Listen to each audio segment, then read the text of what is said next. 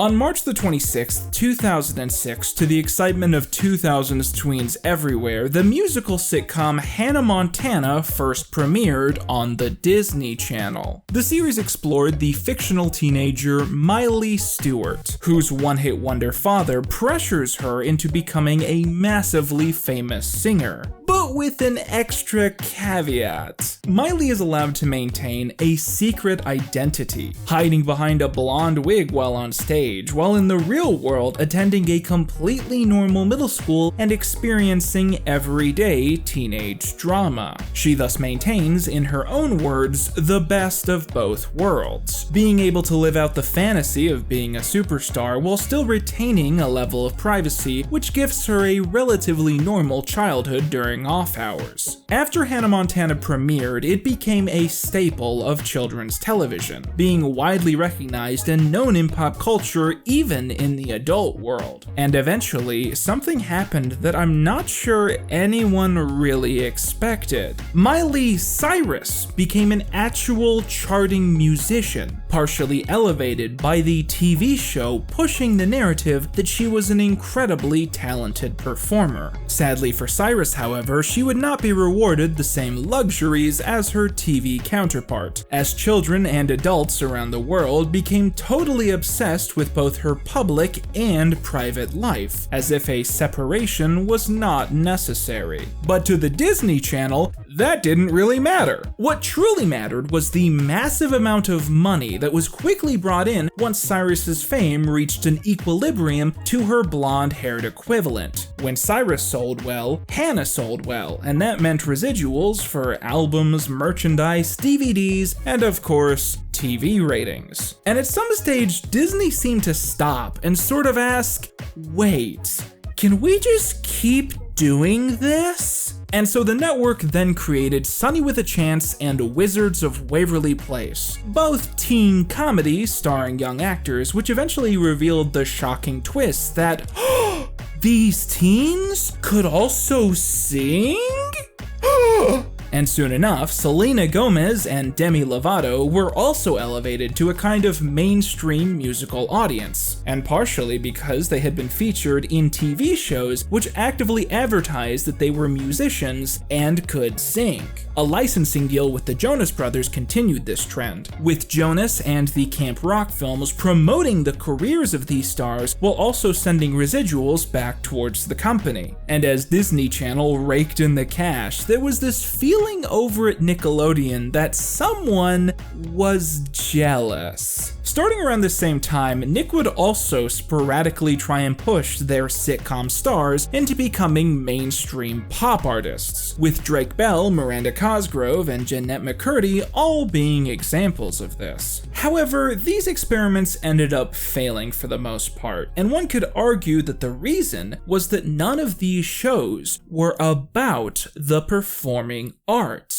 Drake and Josh didn't make me want to listen to Drake Bell's music, it made me want to watch Three Stooges skits, and iCarly inspired me to browse the internet, look for online content, not listen to some wishy-washy pop album that was probably made at gunpoint. So what if, theoretically, Nickelodeon were to try and make a sitcom mimicking these other shows by creating an atmosphere where adolescents suddenly breaking into song and dance was considered completely conventional? Would they be able to transition one of their teen stars from comedians into internationally recognized superstars like Disney had done so many times before? Well, there was a chance, because this time Nickelodeon had hand-selected the perfect person to add to the show. Someone so star-studded yet so approachable that they would surely become a glamorous piece of pop culture iconography in absolutely no time. And that star's name was Victoria Justice. Yes, Victoria Justice, the latest teen star from Nickelodeon, known for such films as The Boy Who Cried Werewolf and such shows as Zoe 101 and The Troop, soon to be elevated to international stardom by her hit new program, Victorious. Yes, for a weird few years in the network's history, Victoria Justice was the person who Nickelodeon was confident would become their Miley Cyrus, and her self-titled sitcom, Victorious, felt like yet another attempt to make this vision into a reality. Did it work? Well, we're going to find out. Real quick before we go any further, a few things worth noting. For those of you who are new to the channel, in the past few months, I have been making a deep dive into the iCarly franchise. And in my last two videos, I successfully covered every story in the original run, from the iPilot to the iFinale. The reason I originally wanted to rewatch iCarly is that it occurred to me how much of the show I remember when I just typically don't think about it. And revisiting it was fun, because it felt like I was attaching a lot of half-forgotten memories to real episodes and experiences.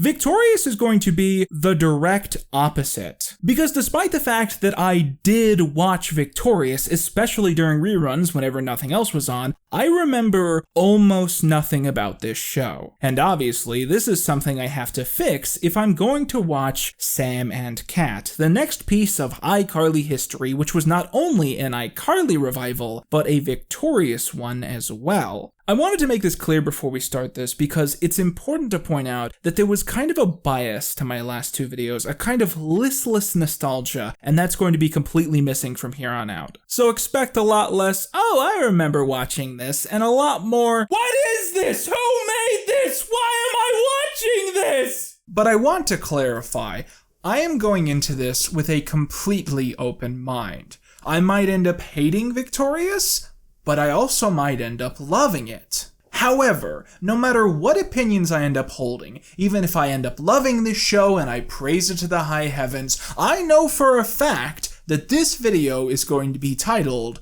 The Failure of Victorious, because it's the only good title I can think of. Think about it, The Failure of Victorious. It's pretty good. As I mentioned, this is not the first part of this mini-series, and it won't be the last, so if you want to make sure you don't miss out on the next exciting installment, go down to the description, hit that subscribe button, and remember to set the bell to all notifications. We're trying to see how many subscribers we can get to by the end of the year, and the faster we move along, the more energized I am going to be to continue working on this ever-daunting mini-series. Really stretching the definition of the word mini there. Anyways, before we get into this and before I say a bunch of hot takes that'll probably piss off the Ariana stans, a quick shout out to today's sponsor, NordVPN. Let me ask you guys this question. Have you ever had fears about security, of hackers gaining access to your personal data and devices, of your 11-year-old arch nemesis taking over your web show and playing piano music that isn't very good? Well, if that's the case, then I think NordVPN is just the service for you. NordVPN is, of course, the fantastic net service which allows you to cloak your data and hide your location through thousands of proxy servers in over 59 countries, with no limitations and no borders. You just go to the app, select a server in some country that you'd like to use, and you can basically then browse the internet like you're really there. This obviously has the appeal of making it almost impossible for hackers to identify your IP address or location, helping you feel safe and secure on the web. But I actually want to quickly highlight another great positive which closely relates to the channel. At the time that I'm recording this, one of my most recent videos, a 4-hour documentary about Fred Figglehorn, has been hit with a copyright claim, and I'm currently trying to fight this. However, despite all my efforts, the video currently remains blocked in 2 major countries, the United Kingdom and Ireland. And so this is actually one really cool example of a great way you can use Nord. Right now on my phone, I have my videos tab pulled up. And what I'm going to do now is I'm going to switch over to NordVPN and I'm going to change my settings to the United Kingdom. Now, when I pop back over to my video tab and I refresh, there you go, the Fred video is gone. It no longer exists because my phone thinks I'm in the United Kingdom. So I'm going to swap back over to NordVPN. I'm going to change my settings back, and boom, there you go. Now my Fred video is back. So if you're in the United Kingdom or Ireland, you can use this service, you can check it out, and you can see an extra 4 hours of YouTube content that the copyright police don't want you to see. So if you want to check all that out, go to my link, nordvpn.com/Quentin, to get a huge discount on 2 years of Nord and as a special bonus, 4 additional months free. Nord has also guaranteed a 100% money-back guarantee for the first 30 days, so you can totally get your service, download it, try it out for 30 days, and if you decide you don't like it in that time, you can get your money back, no questions asked. It's a risk-free purchase, and once again, something that you can get at nordvpn.com/QUINTON. Anyways, let's get into this. Okay, so here's a quick rundown as per why Victorious is such a weird show to try and analyze. There are, in total, 8 main characters in Victorious. Now, some of you might look at this setup and say, well, Quentin, you've included the puppet. The puppet isn't a main character. Yes, he is. This puppet has not haunted my dreams for the last 10 years. For you to come in here and say that he isn't one of the 8 main characters. He is his own character, and we will be addressing him as such. The point is that we have 8 main characters here, and that can be a lot, especially compared to iCarly. In the first 60 episodes, iCarly primarily has 4 main characters: Carly, Sam, Freddie, and for the B-plots, Spencer. And in my opinion, those episodes are nearly perfectly balanced in giving each character the right amount of screen time and development.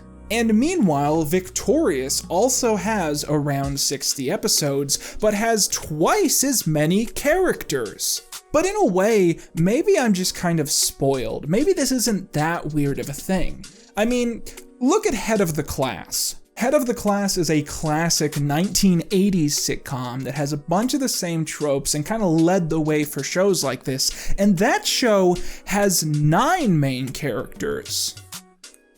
Wait. Excuse me, sorry. The show has 10 main characters. I forgot to count the teacher. And if Head of the Class can feature 9 students and 1 teacher, then maybe Victorious can be just as entertaining with 1 less cast member. But I've set up this little diorama for myself because one of my main goals with this video is I want to dedicate a deserving amount of screen time and analysis to each and every single one of these characters. And I'm setting that goal for myself because I have this very strong feeling that if I didn't go out of my way to do that, we could very easily get to the end of this video barely mentioning some of these kids. I kind of figured a pinboard was a good way to go about that one. So with my rants about the show's expansive cast out of the way, what is Victorious really about? Well, let's put it like this. If you were to make a TV pitch that described the energy of every single Disney sitcom from the late 2000s without actually being a description of any specific Disney sitcom from the late 2000s, what would it be? You might be thinking, well, what if there's a school for the performing arts in California where the main character's older sister attends despite having no talent, while the main character goes to a normal school because she thinks she isn't good enough to go to the art school, but she doesn't realize that she's secretly the greatest singer in the entire universe, and she has to discover that throughout the course of the pilot, and that's it, you guessed it, that's Victorious. In the pilot, Tori's older sister Trina, is attending Hollywood Arts High School, where students train to one day become artists, and she soon will be performing at the annual performance piece, which is done by students and attended by talent agents, producers, and the like. However, Trina is upset because she's been matched up with a sophomore named Andrew Harris, a 10th grader who she thinks has no talent. We soon find out that his name is actually Andre Harris, and that he's actually extremely musically gifted, something which Trina immediately dismisses. Tori is forced to help the pair practice for their performance, which is difficult because her sister is both incredibly egotistical and also without any talent whatsoever. Andre says he has a headache, and Tori recommends abusing drugs. Sometime later, the school's talent competition is held, but there's suddenly a problem. Trina suddenly has an allergic reaction as her tongue bloats to a massive size. Anyway, she'll be able to perform today? Of course not.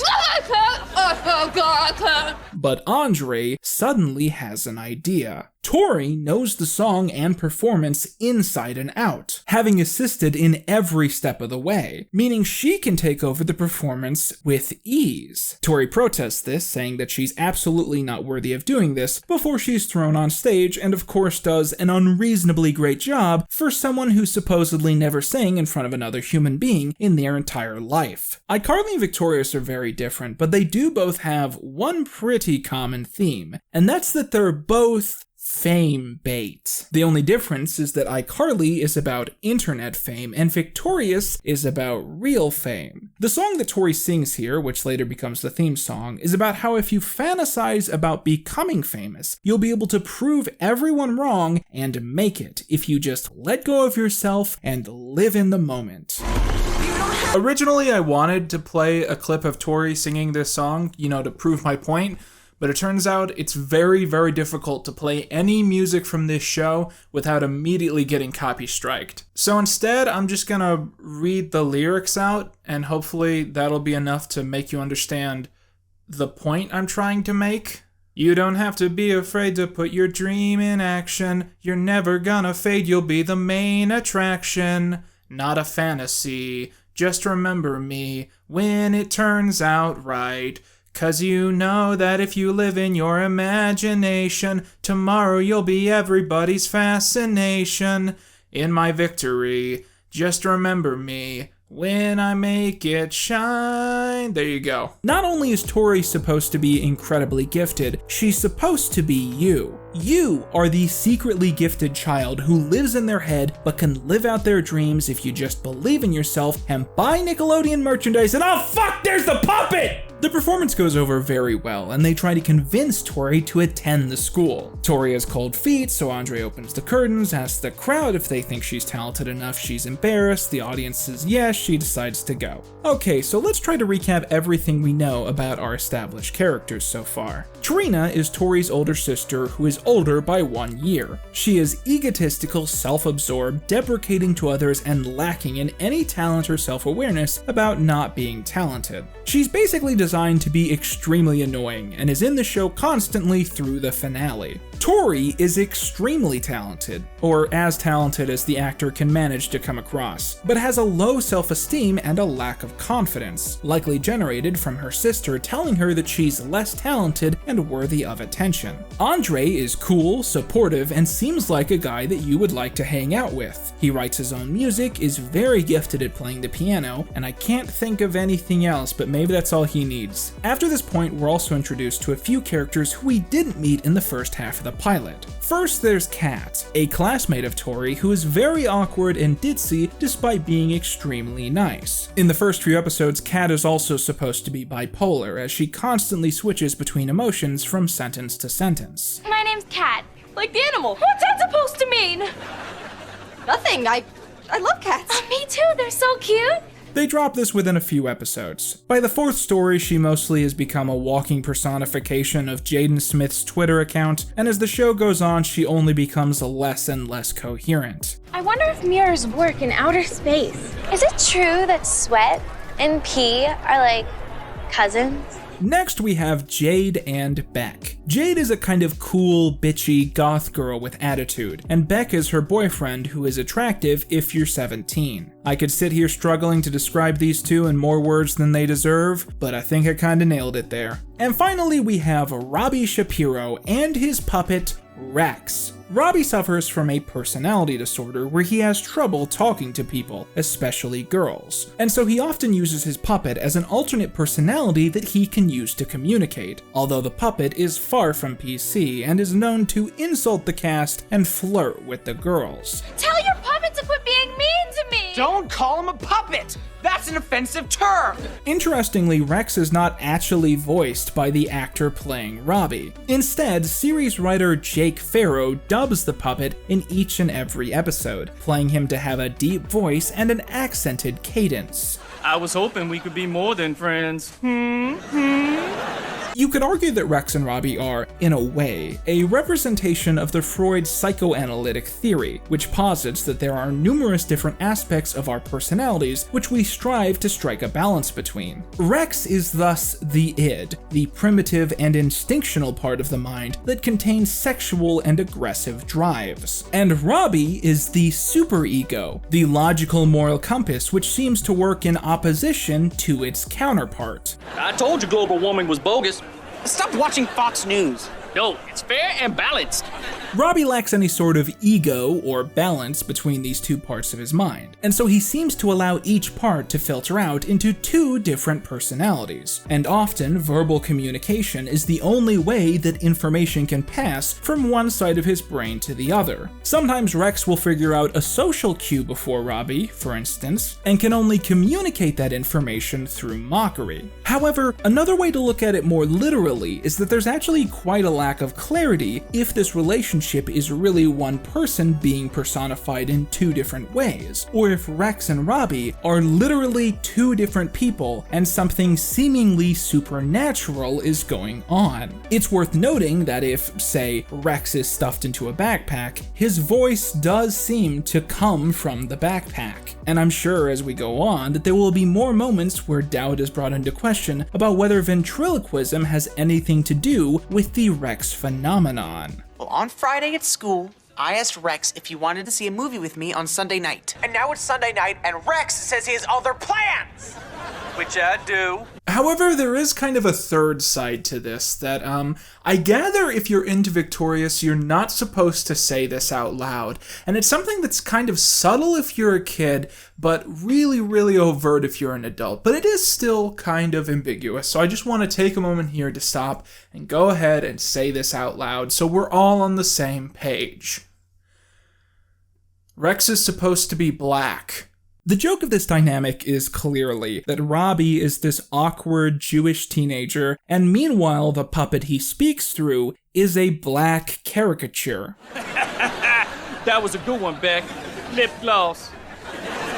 And I know that in a retrospective like this, given that this is something very few of you probably figured out as kids, I need to supply evidence. Well, as far as I know, there's only one specific moment in the series where this is ever confirmed directly. In the blooper episode, there's a joke where we see Rex auditioning for the show, and he speaks with a natural British accent. And we hear the show's creator off-screen yell, "Oh, can you do a realistic American urban accent?" And even if I didn't have that piece of evidence, just look at the puppet in the pilot episode. Look at it. If this wasn't an aspect of the original joke, they wouldn't have kept redesigning the puppet to try and lighten its skin over time. It's pretty clearly what it seems to be. And there we go, the 8 main characters. Tori, Taffy, Alex, Tabby, Beck, Bruce, Ben, and Blackface. Returning to the pilot episode, Tori joins a theater class that is doing an in-character improv, and Jade introduces her as a dog, insisting that she thus perform as one too. Tori tries to get out of this, but is told by her teacher that she has to get on her knees and bark like a dog.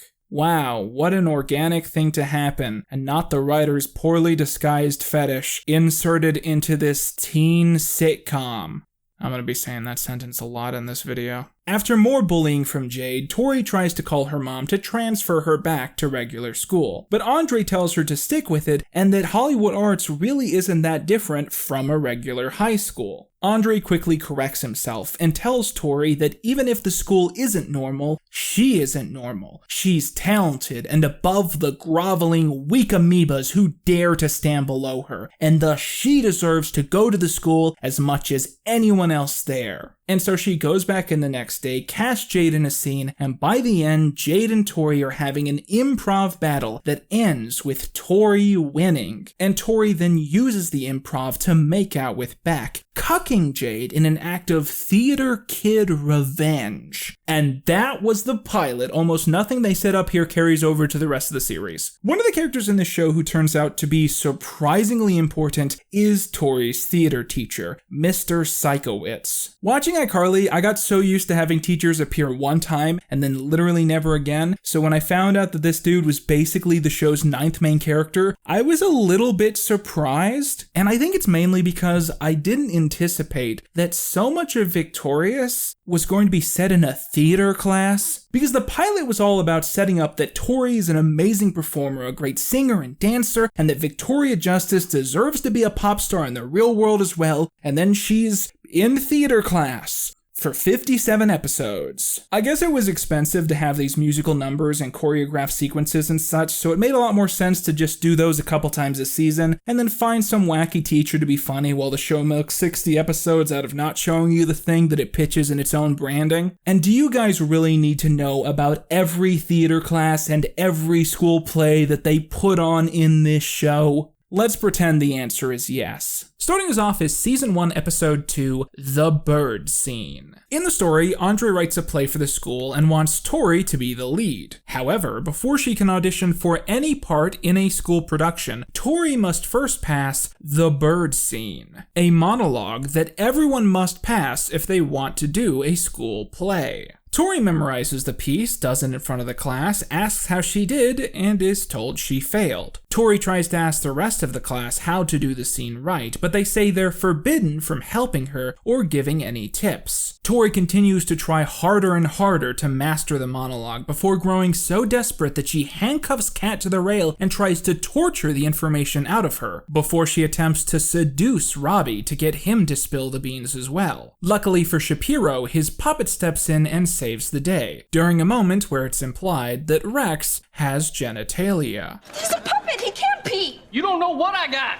Meanwhile, Robbie and Andre enter a ballet class to try and hit on girls, before they find out that the class consists only of guys who join to try and hit on girls. A single girl does end up joining, and in an attempt to impress her, the pair try to do a dance but accidentally kick each other in the balls. Tori does an extravagant take on the monologue, but when the teacher again flunks her, she snaps, saying that she did an excellent job and she doesn't care what anyone else thinks. The class then begins applauding, as the bird scene test is apparently all about building confidence and not caring about what others think, which, hold on a goddamn second. None of this makes any sense. According to the episode, the bird scene is always performed in front of whatever theater class you're in, and you're only forced to do it if you want to do an extracurricular activity. So now that Tori's done it right in front of all of her peers, anyone in the class who hasn't done it yet knows the secret to the monologue. So why is it against the rules to tell people the point of the scene if you can watch other people get the scene right before you do? Next, in episode 3, Robbie and Trina get matched together for an audition where she kisses him because that's what it says to do in the script. However, Robbie becomes intensely in love with Trina, not being able to understand that their kiss was just for the scene. Would you be willing to convert to Judaism? Wow, you've got problems. It's not a deal breaker, but it's just... Rex! All right, who took his pants? Robbie becomes more and more obsessed before Kat tells him that he needs to let it go because it was just a stage kiss. Robbie says he can't because a kiss that passionate couldn't have been faked, causing Kat to kiss him to prove a point. See?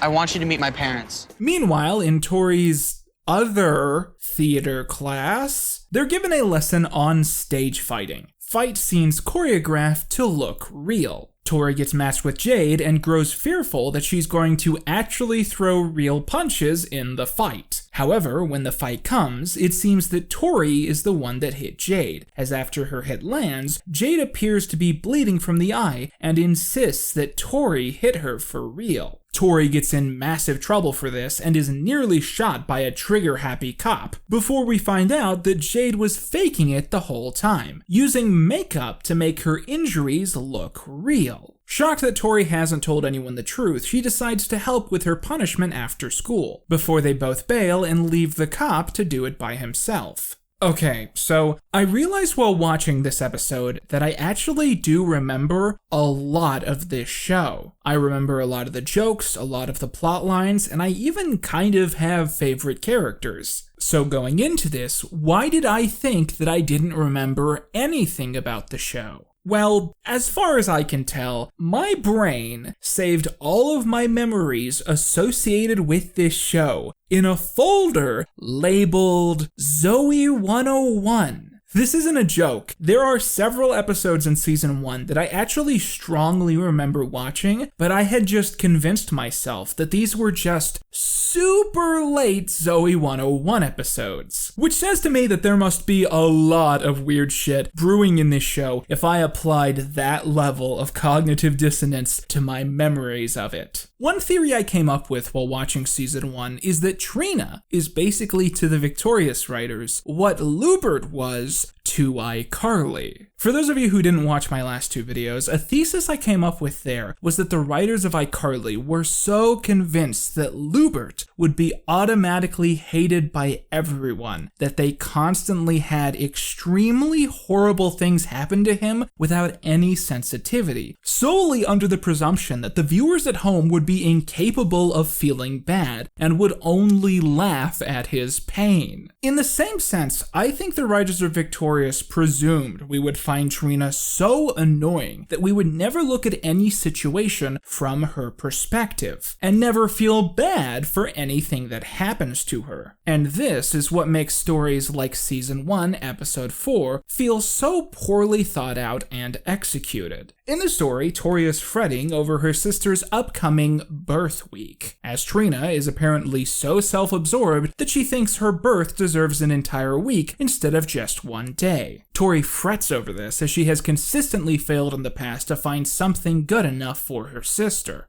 However, Andre comes up with a brilliant idea for Tori to write a song for her sister and then perform it at her party. And so, she does this, performing the song at the party as their parents excitedly record it. And the entire plotline just makes Tori feel so conceited? Like, it's Trina's birthday, or birth week. It's Trina's birth week! And Tori somehow found a way to make it all about someone shining a spotlight on her so she can do a little dance around the kitchen. They're celebrating her sister's birth, and somehow she got her parents to film her instead of Trina. And worse yet, she includes in the song's lyrics mentions that everyone hates Trina and that she's crazy. And then when Trina gets confused and doesn't understand that that was supposed to be her gift, Tori kicks everyone out of the house into the pouring rain and yells at her like she's the one in the wrong. Like, girl, it's her birth week. Give her a break. And meanwhile, all of Trina's friends are left out in the freezing rain. But don't worry, Tori's in the right here. That's what's important. Throughout the episode, people just keep being mean to Trina, and it's supposed to be funny because we're supposed to hate her. But the whole story, I was thinking like, oh man, if someone talked to me that way on my birth week, I would slap a bitch so hard. So Trina goes behind her back and sells the rights to the song to a music group, who promise to make her famous if she can record a new version in studio. However, as one can expect, this goes over poorly because she is a very bad singer. They call Tori in, who rocks the mic, but halfway through, the producers get a call from Beyonce, who says that she wants to record a cover of the song, meaning they no longer want to work with the teens and are contractually not obligated to pay or credit them. One thing we haven't talked about is arguably the highlight of the show, and that's the 3 guys, Robbie, Andre, and Beck. These 3 are illustrated as being super close, arguably the closest in the group, and they often are seen just hanging out and swapping banter. And it's actually kind of relaxing sometimes to see these friends hang out, with no drama, no snide comments, just like, yo, how was your weekend, man? The thing about Andre and Beck is that they really don't have consistent personalities, but they're so chill to be around that you hardly even think about it. And what ends up happening is every few episodes, one of them will be given a random wacky trait just to mix things up. Like, there's an episode where Andre is really into cheese, and it's never brought up again. Season 1, Episode 5 is titled Jade Dumps Beck, and oh, you'll never guess what happens in this one. In the story, Beck makes the news after paparazzi photograph him with a famous celebrity, who he shares a yoga class with. Beck tries to say it's not a big deal, but Jade says it's not something she approves of, especially after we learn that said celebrity has been texting Beck every single day. Okay, so you're telling me that this famous celebrity met a 10th grader and then started texting him every day. Beck, honey, here in the future, we call that grooming? The two get into a big fight over this, and it ends with Jade breaking up with Beck and storming off. Later, Beck is dropped off at the school by the celebrity, and ooh yeah, honey, you were being groomed so hard. I mean, they're literally dropping you off at school. That's some Jerry Seinfeld bullshit. Jade comes to Tori's house late at night and begins crying, saying that she desperately needs Beck back. Tori becomes a middleman between the pair, trying to hook them back up, but ultimately finds cracks in the foundation of their relationship. Beck notes that Jade hasn't done anything nice for him since they started dating. She barely pays attention to his needs, and for his birthday, she bought him a lemonade in a can, the kind that you have to stir together yourself. And so Beck doesn't want to get back together with Jade because he doesn't think she really appreciated him. Meanwhile, in the B-plot, Trina puts on a terrible one-woman show, which Robbie is forced to see so he can write a review for a school publication. Robbie knows the play is crap, but that he can't write an honest review because Trina would kill him. And indeed, she begins stalking him and threatening his life, saying that bad things will happen if he doesn't write a good review. In the end, Robbie writes a semi-positive review where he calls the play a genius self-aware comedy, which only enrages Trina further. But once she sees that having her work seen this way causes her to be admired and worshipped, she accepts being the butt of the joke, saying that it's okay to laugh. I wonder if James Franco saw this episode. So Jade concedes that to get Beck to like her again, she'll need to do something nice for once. Remembering that he's always talked about getting a dog, they get him one as a surprise and sneak it into the RV parked on his parents' lawn, which is where he lives. However, the dog goes wild and begins attacking the person inside, and as Beck appears, we learn his father is the victim inside. An ambulance comes to take his father away, and a paramedic approaches Beck. Hey, are you in college yet? Bye. And that's statutory rape joke number 1. I can only imagine there will be more. Jade tries to explain to Beck how she wanted to do something nice, and they begin making out. Tori is touched by the moment, but less enthused when she has to walk home because Jade was her ride. Episode 6 features Tori becoming involved in yet another school play. This one about a beautiful woman who ends up having to choose between 2 different men. However, the same weekend that she's doing the play, Kat borrows Tori for a school makeup project where she needs to turn someone into a monster. The makeup comes out perfectly ghoulish, but it transpires that Kat has used a parody of Gorilla Glue for the adhesive, meaning the makeup is stuck to Tori's face, and also that the writers predicted Gorilla Glue Girl. She has to do the play as is, and is finally able to get it off in the final song due to Kat and Trina getting the solvent for the glue. It turns out that the play's actual writer has come to see the show, but actually praises their use of the monster makeup, thinking that it added a whole new layer to the play. With that, let's stop here and talk about something pretty important to Victorious. TheSlap.com.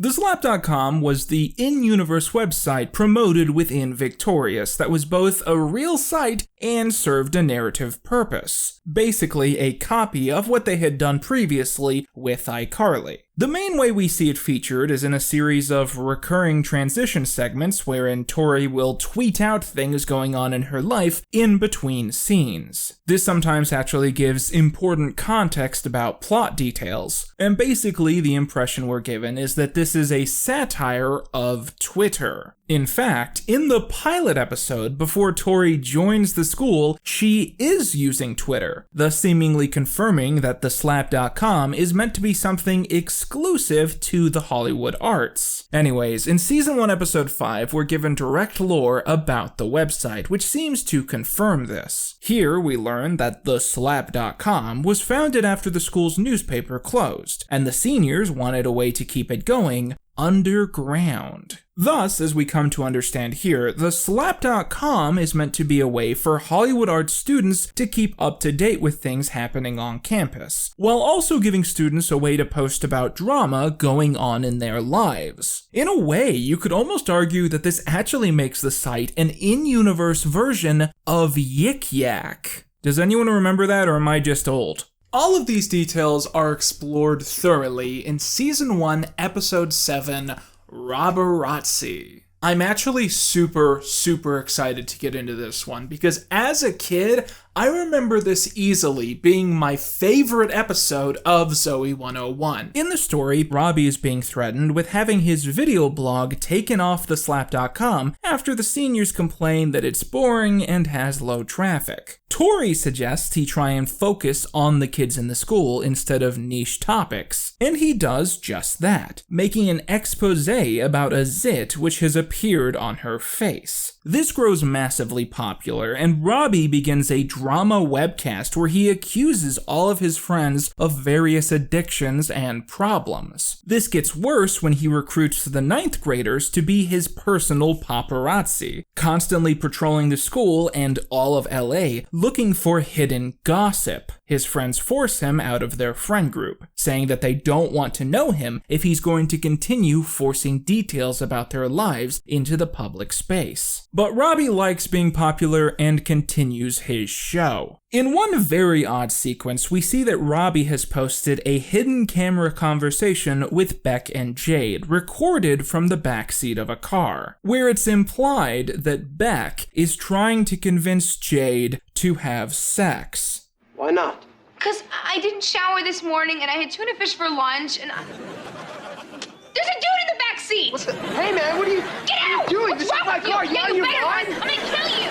Tori's mom comes home with a new armpit cream that is supposed to stop hair from growing, and at that exact moment, the Robberazzi arrive to take photos of her, capturing detailed images of her armpits, which is a totally natural thing to happen in this teen sitcom, and not the writer's poorly disguised fetish. But the gang eventually come up with a foolproof plan on how to fix everything. Revenge porn. Stealing Robbie's clothing after gym class, they force him to run into the hall naked, taking detailed photos and videos, and telling him that if he doesn't quit his drama webcast, they're going to post the material online. Robbie caves in and turns his show into a baking program, which seems to go over very well and is just as popular. And isn't that just brilliant? Why didn't Keemstar ever start a cake channel? Meanwhile, in the B-plot, Kat becomes addicted to shopping from a magazine her uncles gave her, buying a large collection of useless crap despite having no use for any of it. Thank God I don't have a problem like that. Season 1, Episode 8 is notable for being one of the first event storylines in some way. You see, remember how the finale of Season 3 of iCarly was set during a heat wave, with the girls trying to find a way to cope? Well, I understand after that episode, iCarly took a very long production break, which is why the creators had time to develop a second show on the side. But because Nickelodeon stretched that block of iCarly episodes over several years, the Season 3 finale didn't air until halfway through Victorious' first season. And so the writers decided to create the very first event story where it's directly implied that iCarly and Victorious take place in a shared universe by filming an episode of this show with the same basic plot. A heat wave strikes the town, and they all try to cope. True Jackson VP and Big Time Rush then followed suit, and all 4 episodes aired on the same night, as part of a heatwave-themed extravaganza, which either implies that all 4 of these shows share a universe, or that this is a pan-dimensional weather phenomenon. In the Victorious story, a heatwave hits the Hollywood Arts area, and the gang decide to go on a road trip to the beach to cool off. However, they're locked into Beck's RV when a family parks their larger RV up next to them. Kat has already left by this point, and the crew hopes she'll soon come back for help, but she gets distracted hanging out with a group of teenage boys. It's my impression that this is supposed to be a fan service episode? Like, if you were a 14-year-old at home and you were into these girls, seeing them in these situations was probably appealing, if you get what I'm saying.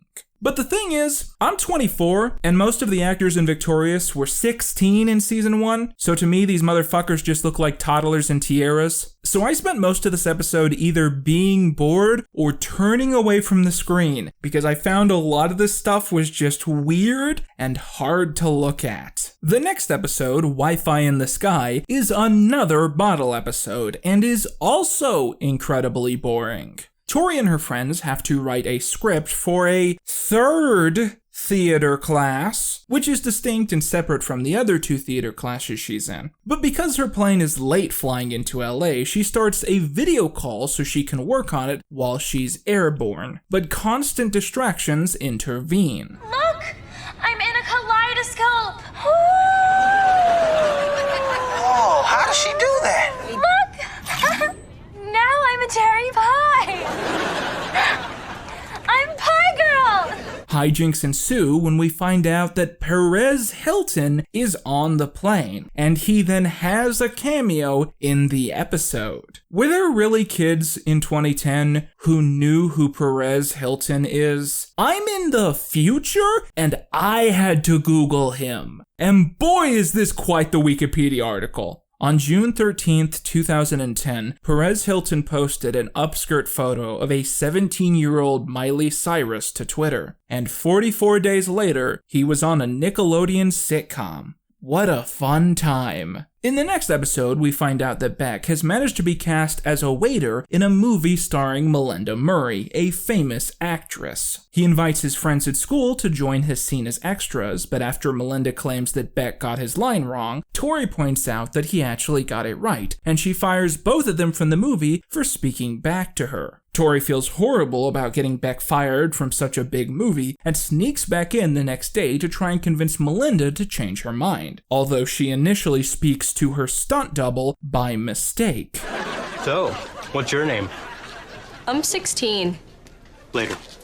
And that's statutory rape joke number 2. As a reminder, Victoria Justice was actually underage when they wrote and filmed this material. So some convoluted setup here. There's this crossbow dude on set who's supposed to shoot an arrow when he hears Melinda yell "get out," but when Tori tries to talk to her, she organically yells "get out," so the dude shoots the arrow and it goes right through her hand. Melinda has to go to the hospital and is recast in the film, and the cast and crew throw a massive celebration for Tori, saying that they absolutely hated working with Melinda and that Tori is their new hero. Something hospital, something ambivalent to this. Meanwhile, in the B-plot, Robbie begins having ongoing nightmares where Rex is a giant looming over him, torturing him in many ways. To try and assist against this, the school's guidance counselor gives the two couples counseling, and eventually Robbie feels like he's gained some emotional control over the puppet who seems to terrify him so much. Episode 11 is titled The Great Ping Pong Scam and features a mystery that Tori tries to piece together throughout the narrative. In the episode, Tori wants to hang out with the gang on a specific day, but learns that they're all going to be taking part in Ping Pong Club, which is something that surprises her as they've never mentioned it before. It just so happens that there really is a ping pong club at the school, and that it consists of their friend group and no one else, with the exception of Tori, of course, who only joined the school recently. She thus auditions for the club, but despite beating everyone on the team, she doesn't get on because Jade is team captain. Thinking fast, she seduces one of the students at the school into building a prop soda machine, which she hides in during the club practice until the other students rattle it too much and it falls over. Confronting them with the evidence she's gathered, the group decide to explain what's going on, which they do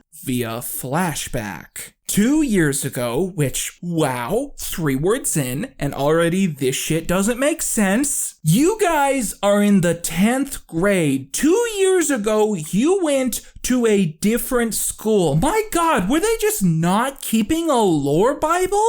Anyways, so 2 years ago, when they were also 10th graders, I guess, Kat's family took her to a really fancy restaurant, which the group also wanted to go to. However, it was extremely expensive, making it unlikely that they could get in. However, someone in the group quickly formulated an idea. Sports programs at their school must be given a minimum amount of money for facilities and trips every single year, and so they invite Mr. Sikowitz to become their faculty advisor. He initially wants nothing to do with the plan, until they learn that the principal is under risk of being fired because the superintendent wants the school to have more sports trophies. They thus expand their scam to go all the way to the top. The principal will knowingly greenlight a club and sports team which he knows to be bunk. He'll give them money every single year. They'll use said money to buy a victory trophy to show off in the hallways, and then Sikowitz and the students will spend the rest of the money on fine dining and breathing. Tori promises not to tell as long as she's let into the club, and they eventually all go out to dinner. However, in the middle of dining, Robbie suddenly orders a large bowl filled with caviar, meaning that they end up going $600 over budget on the meal. Sikowitz sneaks out the back, but as the restaurant's live entertainment has yet to arrive, Tori realizes that she can sing her way out of their troubles, and so she does. Weirdly enough, the biggest piece of information this episode ends up delivering is that all of Tori's friends were already in a friend group before she transferred, meaning that she was basically a really late arrival to a group of pals who had been vibing their whole lives together, which kind of makes you realize exactly how little Tori feels like she fits in this specific group of people. Like, she doesn't necessarily feel like a very good friend to all of them, but rather more like she's just in the same room as them. And that feeling crosses over into our next episode, which is easily the worst of the season. Season 1, Episode 12, Kat's New Boyfriend. In the story, Tori is surprised when Hollywood Arts is visited by Daniel, someone who Tori dated at her old school before she suddenly broke up with him. Tori is then shocked to find out that he is there because he's dating Kat, which causes a bit of an awkward air as this information comes to light. Tori can't help feeling strange at school with the situation playing out, with things getting worse and worse until it all comes to a crescendo at the school dance, when she triggers the school cheese fountain to spray hot liquid cheddar all over the dancing lovers. You see?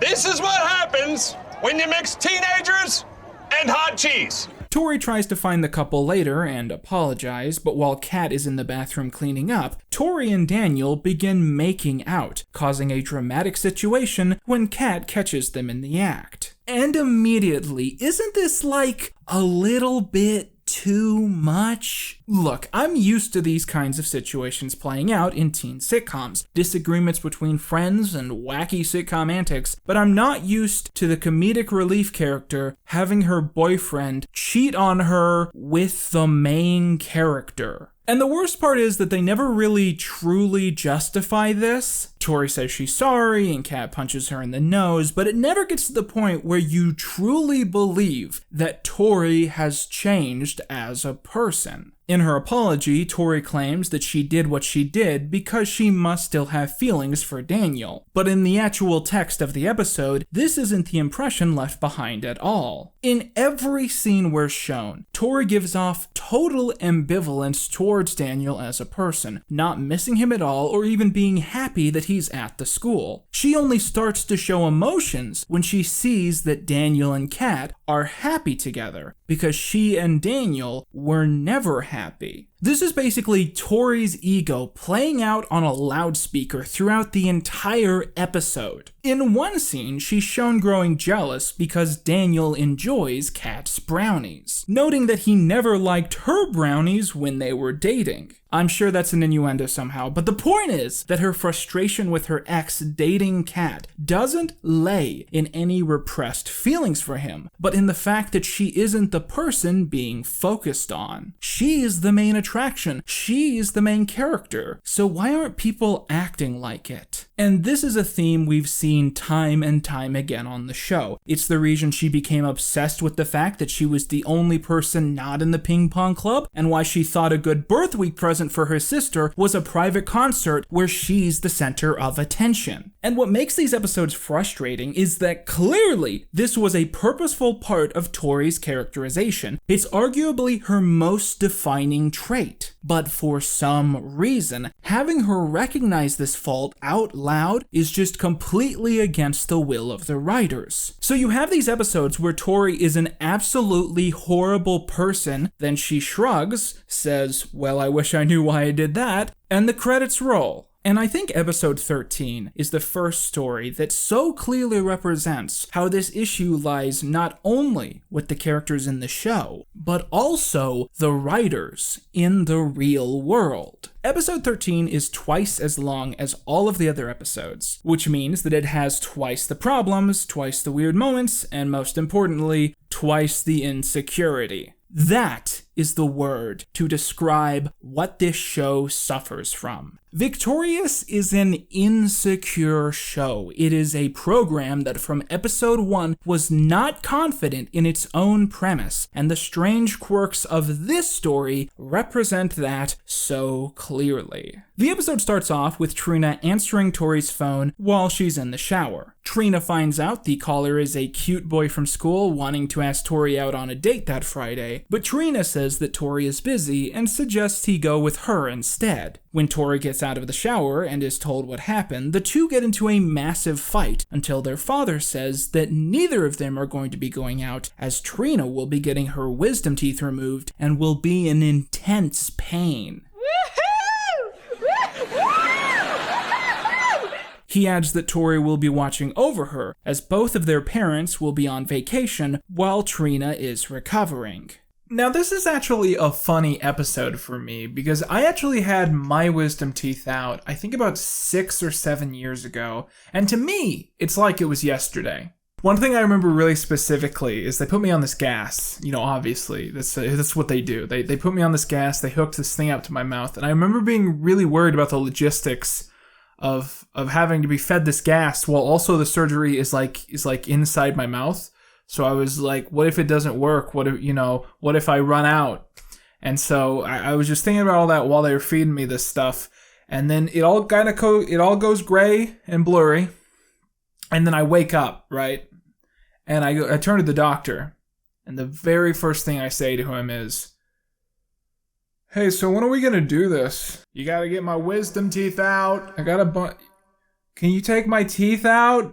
And so obviously they had already done it, and it was just such a strong gas that I didn't realize that the passage of time had happened. I was that out of it. And so they had to help me to my dad's car. And the thing is, I'm 6'4", so that's not an easy task. It's not a job for one person. So at one arm was this dentist, this doctor. At the other arm was my dad, and they're just dragging me across the parking lot, right? And so dad drives me home. I'm in the passenger seat. I think we're on the road for like 5 minutes when suddenly I start to wake up a little, and it hits me how there's a lot more blood in my mouth than there usually is. The point is that when you get your wisdom teeth out, it can be kind of a painful experience, and you need someone to help look after you, to make you soft food, and to run to the pharmacy to pick up medication, and get gauze so you can cycle it out throughout the day. And what you don't need is a concussion. Okay. Up the stairs. Nice and easy. That a girl. Almost there. This episode continues the ongoing theme of the writers designing characters you're supposed to hate and then having completely awful things happen to them, all under the expectation that you're going to laugh because they're not the main character. So the entire conceit of this episode's B-plot is that Trina is in intense pain the whole time, and Tori tries to force her to take medicine in a kind of Three Stooges routine, but every single time it skirts out of the boundaries of physical comedy and into the arena of physical assault that isn't funny to watch. This eventually leads to Tori tying Trina up with ropes and duct tape, and then commenting that she didn't actually check to see if her sister was still alive. What's made even worse is, of course, the detail that Tori's parents have gone on vacation mysteriously the exact same weekend that Trina was going to have this big operation, with the implication of numerous scenes being that Trina's parents secretly don't love her and hate spending time with her. Which you're supposed to laugh at, of course. Something golden child. Towards the end of the episode, Trina ends up becoming nearly animalistically territorial and reactive, and it's supposed to be played like that's just who Trina is, but the obvious text that they present is that she wasn't like this until her sister waterboarded her and then tied her up with duct tape because she didn't want to take an antibiotic. Don't worry though, Tori's the good guy in this story. You're told that's the case, so you have to accept it at face value. Here's a quick fact about this sequence. During this B-plot, when Trina ends up in a lot of pain, Tori calls her dentist, and this exchange takes place. Call Dr. Doty! Okay, pop quiz. Why is this notable enough to point out? Well, as some of you might have jumped up from the couch to say, Dr. Doty is a cameo character who appeared in several similar Nickelodeon sitcoms around this same time. Dr. Doty is, apparently, a surgeon, a concussion expert, a paramedic, and now a dentist, either meaning that he's one of the most talented doctors in the world, or that he's so terrible that he keeps moving to new towns and taking up slightly different professions. Now, you might be a little confused why I keep describing the Trina storyline as the episode's B-plot, and that's because it is the B-plot. The A-plot features the rest of the cast who go to an LA karaoke bar while Tori is busy with their sister. There, they get into a feud with a group of snooty mean girls who challenge them to a singing competition. And this is one of the most important moments in the show so far. The two rival girls go up on stage and decide to sing a Ginger Fox song. You'll remember Ginger Fox as the character from iCarly who is a mean-spirited Britney Spears parody and is designed to have absolutely no talent. And so the song they sing here is supposed to be a terrible song within the universe, and the two girls do a very bad job at singing it. It is a purposefully bad performance of a purposefully bad song. You're gonna love me, you're gonna tell me that you're ready to go. I'm already there, look up in the air, 'cause I'm the star of the show. And after this, Jade and Kat go on stage, and wow. I immediately was blown away by the song that these two girls sing. And to put it lightly, it is because it's the first song in the show so far that sounds like a real song someone would actually listen to. Burn so bright, I'm gonna make you fly. And furthermore, it's a weirdly sexualized musical number, considering that these two were underage when they filmed it, but the main hot take you go away from this with is that these two can sing like you can't imagine. But around here is where I have a personal conspiracy theory that comes into play. But to explain it, I have to tell you about the rest of this storyline. The competition ends, and surprise, surprise, the two talentless girls are selected the winners and given the daily award. When one of them calls the owner dad, the other singers decry that this is nepotism and that he's only giving them the award because he wants to make his daughter feel special. And I actually disagree. I think he gives them the award every single night because he only has one and he has to make sure he gets it back every single night. Real quick, I want to stop and read an excerpt from the Victorious Wiki page about this character.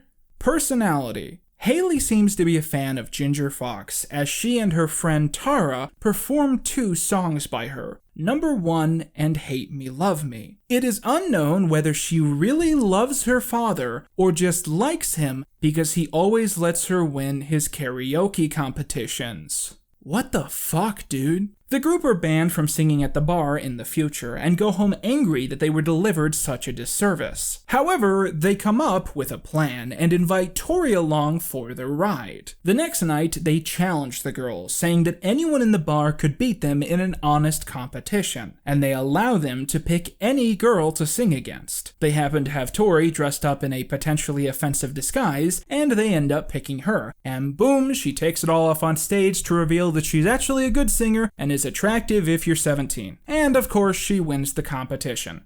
Okay, so here's where my personal conspiracy theory comes into play. I think that this episode is specifically strategically designed to make sure that Victoria Justice and her cast members never compete in any way and are not even singing near each other in the same parts of the episode. Because if Kat or Jade sang against Tori in an honest competition, it would be so impossible to believe that Tori was considered the most talented member of the group. Show me what is real. If it breaks, does it heal?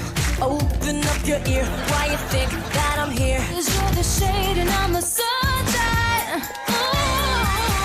I don't want to be mean, but the difference between these two songs is night and day. Elizabeth and Ariana sound like they have a natural talent for singing, and Victoria Justice sounds like the studio got her a pretty good singing coach. And so the only way that the writers or producers could have allowed a story like this to play out was if they introduced a third straw man group of performers, a set of girls who sing badly on purpose just to make sure there's no risk of their future pop star looking bad in the episode.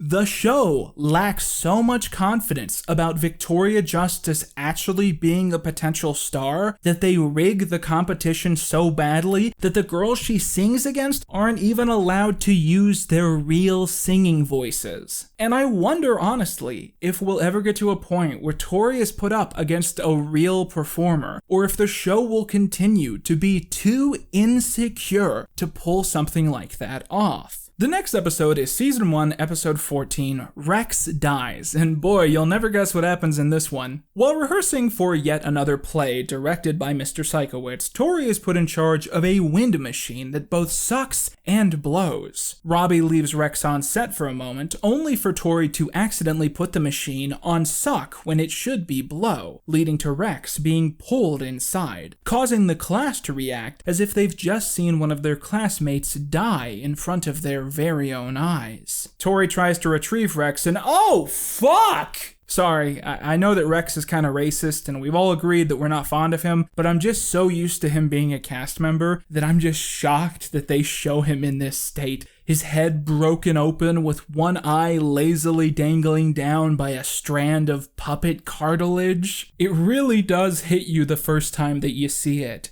What'd I miss? Tori tried to murder Rex.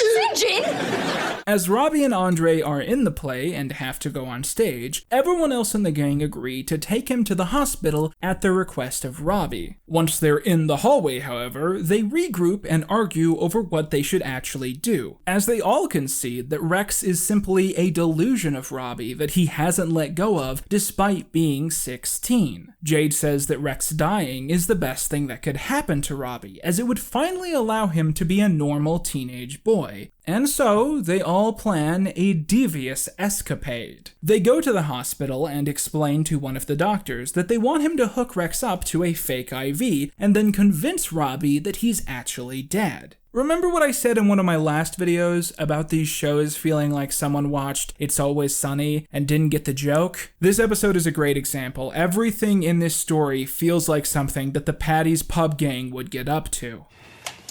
Will you do something for me?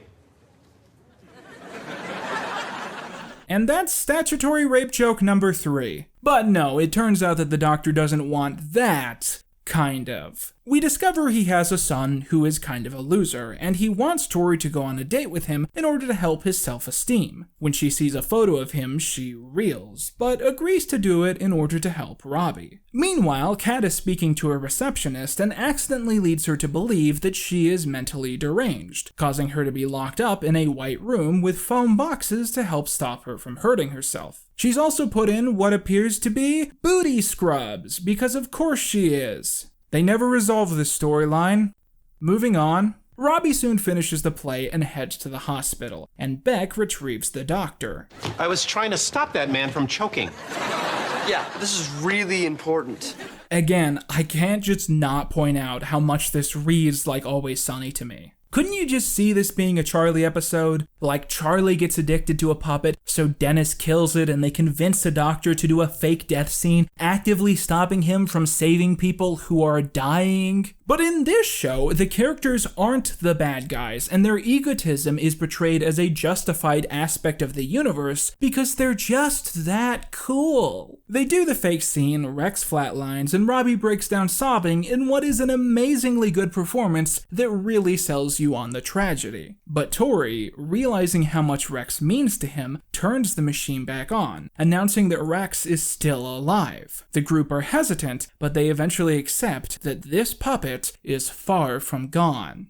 That's it, the credits roll. They never explain how he fixes the damned thing. A wizard did it. The more that we see Rex expanded on as a character, the more I eagerly hope and anticipate a potential episode where they directly imply that something weird is going on here. All I want is an episode where someone, for a split second, wonders if Rex is really alive. I don't care if that means Rex does something and no one can figure out how, or if someone starts hearing Rex themselves in their own head, but I just want the show to get a little bit creative with this. A great example of what I want is how Ed, Edd and Eddy treated Plank. For those of you who missed out on that show, Plank was a piece of wood that one of the cul-de-sac kids thought was alive, and while Plank was never spoken to by anyone else, he apparently would retain memories. So if the Ed stole Plank and then did something to him, Plank would tell Johnny about it. And I think that kind of energy is what the Robbie-Rex dynamic is desperately missing. Episode 15 starts once again in Mr. Sikowitz's theater class, with him asking the main clique to stay after the bell to talk to him. There, he explains that he has an old friend from school who has become extremely rich, and has a young son who is having a birthday party soon. His friend had hired a famous children's band for the event, called the Wooga Waffles, who I'm pretty sure are supposed to be the Wiggles? But this party plan has sadly literally gone south, as their airplane has crashed into the side of a mountain on the way there.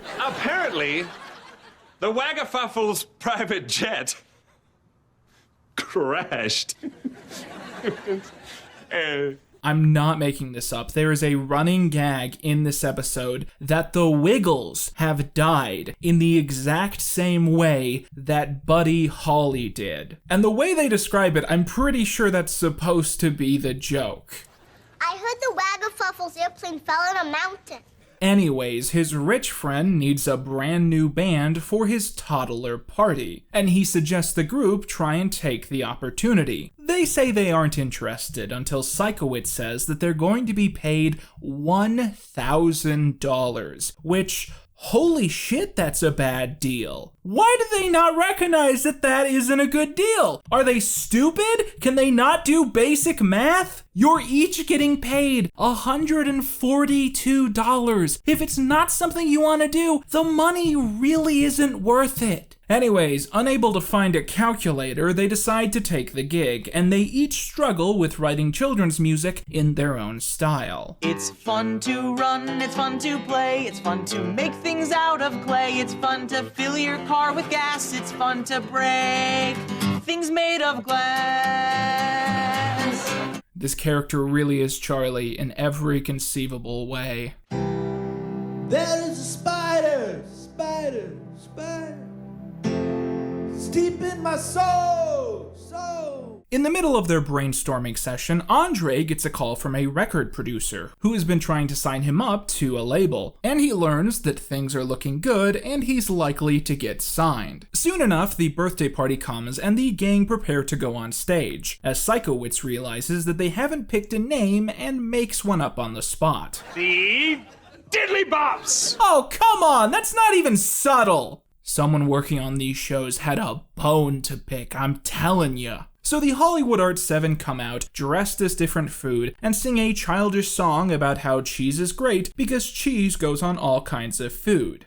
Do you know what's interesting? This episode was actually produced far earlier in the season than it was aired, which means that not only is this the first time that Ariana Grande was allowed to sing in the same room as Victoria Justice, this was the first time that they let her sing at all. And it was all for a Doodle Bops parody about cheese. The song goes over very well, but partway through, one of the kids begins filming the performance, and we later learn that this recording has been uploaded to Splashface and several other social media sites, and that it's gone hyper-viral with the kindergarten-aged audience. This is frustrating to the cast, who have been trying to become famous basically for the entire show's run, but now are known only by an age group who watches Nick Jr. The exception to this is Kat, who absolutely loves being in the band and forms a new group and keeps touring without the rest, leading to a group of 5-year-olds noticing the changing cast and forming a violent mob. To make matters worse, Andre learns from his record producer that the label has passed on signing him, exclusively because the embarrassing video popped up in a background search. Despondent, Andre begins skipping class, becoming addicted to chocolate milk and trying to sulk through his emotions. However, in a stroke of genius inspired by Tori, Andre begins changing his song, anti-Weird Al-ing his own material until a love song comes into being. Inspired, Tori and Andre invite the producer and the head of his record label to hear his song live, and the performance goes over amazingly well. One thing I've noticed about Victoria Justice is that sometimes she doesn't know what to do during a musical performance, and she's certainly not very good at lip syncing, so instead she'll start doing what I like to call the broken neck dance. Like, whoa, Tori, Tori, whoa, do you have a spinal injury or something? Anyways, I'm gonna return to that list of things that exist in this universe, and I'm just gonna jot down the Wiggles are dead. Okay, so I have 2 more additional things I want to bring up now that we're at the end of this episode. First of all, I want to highlight a comment that I found on the Victorious wiki page for this story. I feel bad for Andre in this episode. When I first saw this episode, I was hoping that the gang would find out who recorded them performing as the Diddly Bops, and I was annoyed that didn't happen. And I have to agree with Tori, Andre, Robbie, Beck, and Jade that being the Diddly Bops is not fun. You can clearly tell they didn't want to be on it, and Andre almost got his life ruined because of it. Kat and Trina are stupid for wanting to join the Diddly Bops. This episode is still decent to watch though, because the ending song, Song to You, is an awesome. The song Broken Glass is also pretty fun, despite having dark lyrics to it. So what I love about this comment is the implication that the way this episode should have ended is that the gang find the 5-year-old who recorded them singing, and they get revenge. And they go out and they find this kindergartner out on the street and they go, "It was you! You did this!" And they start like curb stomping him. They take his lunch money, they spit in his eyes. "That's what you get, bitch! That's what you get for liking a fucking song!" And there's like toddler blood all over their clothes, but they're not stopping. They just keep going. And this whole time, the loudest laugh track you have ever heard has just been blaring. But the more notable thing to me is the way that this episode actually does end. In this story, as we've set up, the record producer and the owner of the record label come to see Andre's live song. And they love it. They absolutely love his song. And he finishes the song, and it fades to black. Why is this notable? Why is that something that I feel like I want to point out? Well, to put it bluntly, it's because this is the kind of vague, non-ending that the show seems to consistently reach towards. You see, while iCarly and Victorious do share the common trait that they are both fame bait, they are different in a lot of ways. Most notably that iCarly is a semi-serialized show about teenagers becoming famous, and Victorious is an episodic show about teenagers who will become famous. You know, later. And what this means is that Andre can't have the happy ending implied here, because if he or anyone else gets signed to a record label, that's it. The show's over. And furthermore, you'll take note that throughout the show so far, we haven't really seen any development of any kind. Characters haven't learned any lessons, they haven't grown from their experiences, and the show has even abandoned the pretense of having any sort of romantic ships or love triangles. The most you can say about these characters at this point is that they're definitely more concentrated versions of the exact same characters we saw in the pilot episode. And furthermore, I've done some math, and I've checked the wiki, and it seems to me that the characters in this show don't age. Because they're sophomores in the pilot episode, and Trina is 1 year older, and the show lasted 4 seasons and 3 years, so yeah, I guess they don't age? And that's weird, because the show is so overtly set in the same universe as iCarly, a show where the characters do age, and they do develop over time. Season 1 Carly, Sam, and Freddie are different characters than Season 6 Carly, Sam, and Freddie because, again, it's semi-serialized.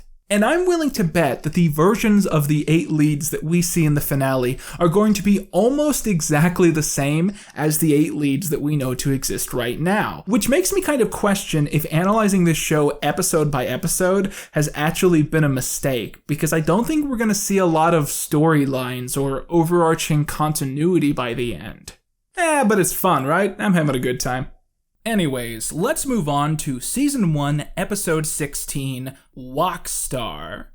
This one is racist. In the episode, Jade wants to put on a play that she's written about a girl who falls into a well and dies. Although we initially are led to believe that the story is nothing more than edgy nonsense, we eventually come to realize that it's actually a deeply personal story that Jade has written about her troubled relationship with her emotionless and unloving father. However, the school rejects the script, meaning that she has no platform to make the play happen unless she finds external funding somewhere else. Tori accidentally offers to raise said money, and when mentioning it to the owner of a local Chinese restaurant, they're surprised when she suddenly offers to put up the money herself. Because I love acting and theater, and maybe one day if you kids get famous, you'll end up on my wall of celebrities. Long story short, it turns out that she wants to make massive changes to the play, including casting her talentless daughter as a fairy character. Jade laments that her father will be seeing the show, and that it's her only chance to prove that her art has value to him. And so Tori comes up with a scheme for them to do the play straight, but only for the night that her father comes to the performance, while Trina and Andre distract Miss Lee at the Chinese restaurant. The audience absolutely loves her play, and afterwards, oh shit, is that Josh Peck? Post-Peck's Josh Peck?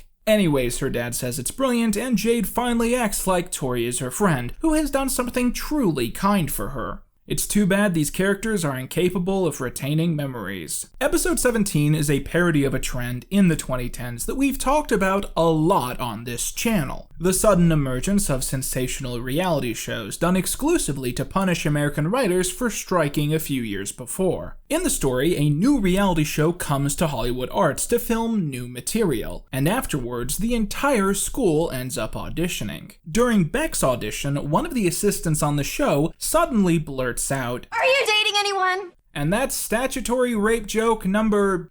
God, what are we on now? 4? Tori, Jade, Andre, and Beck are picked as the best fit for the presentation, and are soon followed around by the crew at all times. In one memorable sequence at the beginning of filming, Tori begins doing a black voice to the camera before being asked to speak normally. She notes that she was simply using her urban voice, causing the only black person in the scene to say that she isn't doing a very good job. She then develops the hiccups, explaining, "Oh man, why do I always get the hiccups when I talk urban?" I just want us all to agree at this point in the presentation that while black and urban are not synonyms, and you can be black without being from an urban community, and you can be from an urban community without being black, in this show specifically, when the writers use the word urban, we all know what they mean. The gang managed to obtain the pilot episode for the reality show, but are shocked when 2 different phone calls, one taken at day and one at night, are cut together to imply that Beck and Tori are having an affair, causing Jade to nearly kill Tori. The producers admit that they're just trying to use the footage to tell an interesting story, even if it's not a very true one. And after the 4 realize that all they have to do to appear on TV is act crazy, they begin staging fake fights and drama all around school. Meanwhile, in the B-plot, Trina is so distraught with not being selected for the show that she starts a fight outside of the school's food truck, which their lunchroom is a food truck, by the way, which is the most theater school thing I've ever heard of. And anyways, they accidentally drag the dude out of his food truck and he's sent to the hospital. Later, in the office of the school's recurring guidance counselor, the 2 continue to fight, causing him to aggressively spray lotion on both of them, especially Trina, which, Man,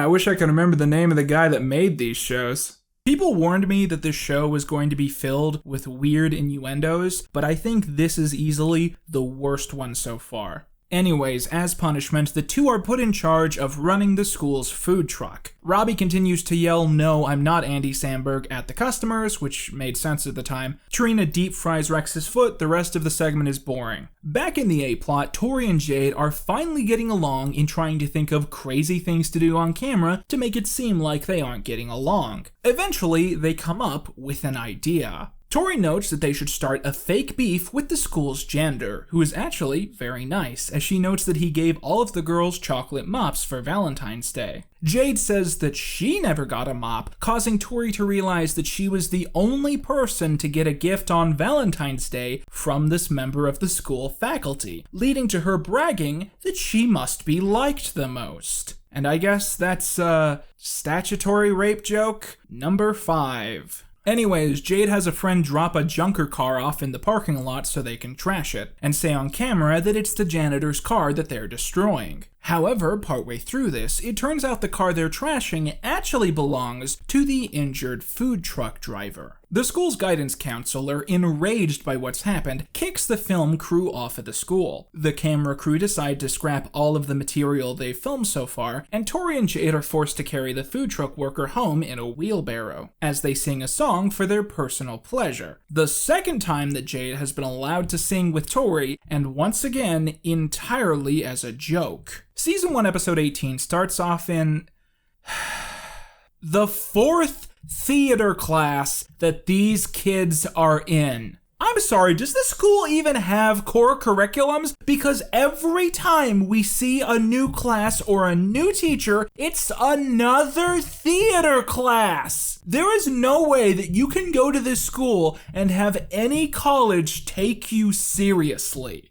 Anyways, they're in their 4th theater class when they end up meeting Dale Squires, known in-universe as a famous director who has recently exploded on the scene. Dale is in between projects and wants to do a film with a group of inventive students, and he's picked this class because he was a former student of the teacher. This teacher specifically has no name and seems to only appear in this episode, which means that the Victorious Wiki just pretends he doesn't exist. I'm serious, this character has a good handful of encounters with people in this episode, but absolutely no page references his existence. I find this to be an oddly intriguing element of fan wiki culture. There's this obsessive dedication to archiving every detail of every fact, up to the point where a character doesn't have a name, so you don't know what to call the article. Anyways, Beck has an old play that he did the semester before, which they decide to recycle for the feature. However, when they start filming, Dale completely blows off the creative process, goofing off and acting like a child, while everyone else does the hard work. Later, when the project comes out and is acclaimed, the group discover that Dale has only put his name on the project, basically cutting them out of any credit for their ideas and hard work. Meanwhile, in a boy-centric B-plot, Robbie asks Beck to help him work on a car which he recently inherited. Robbie refers to the car as an it, causing Beck to correct him, saying that all cars are girls.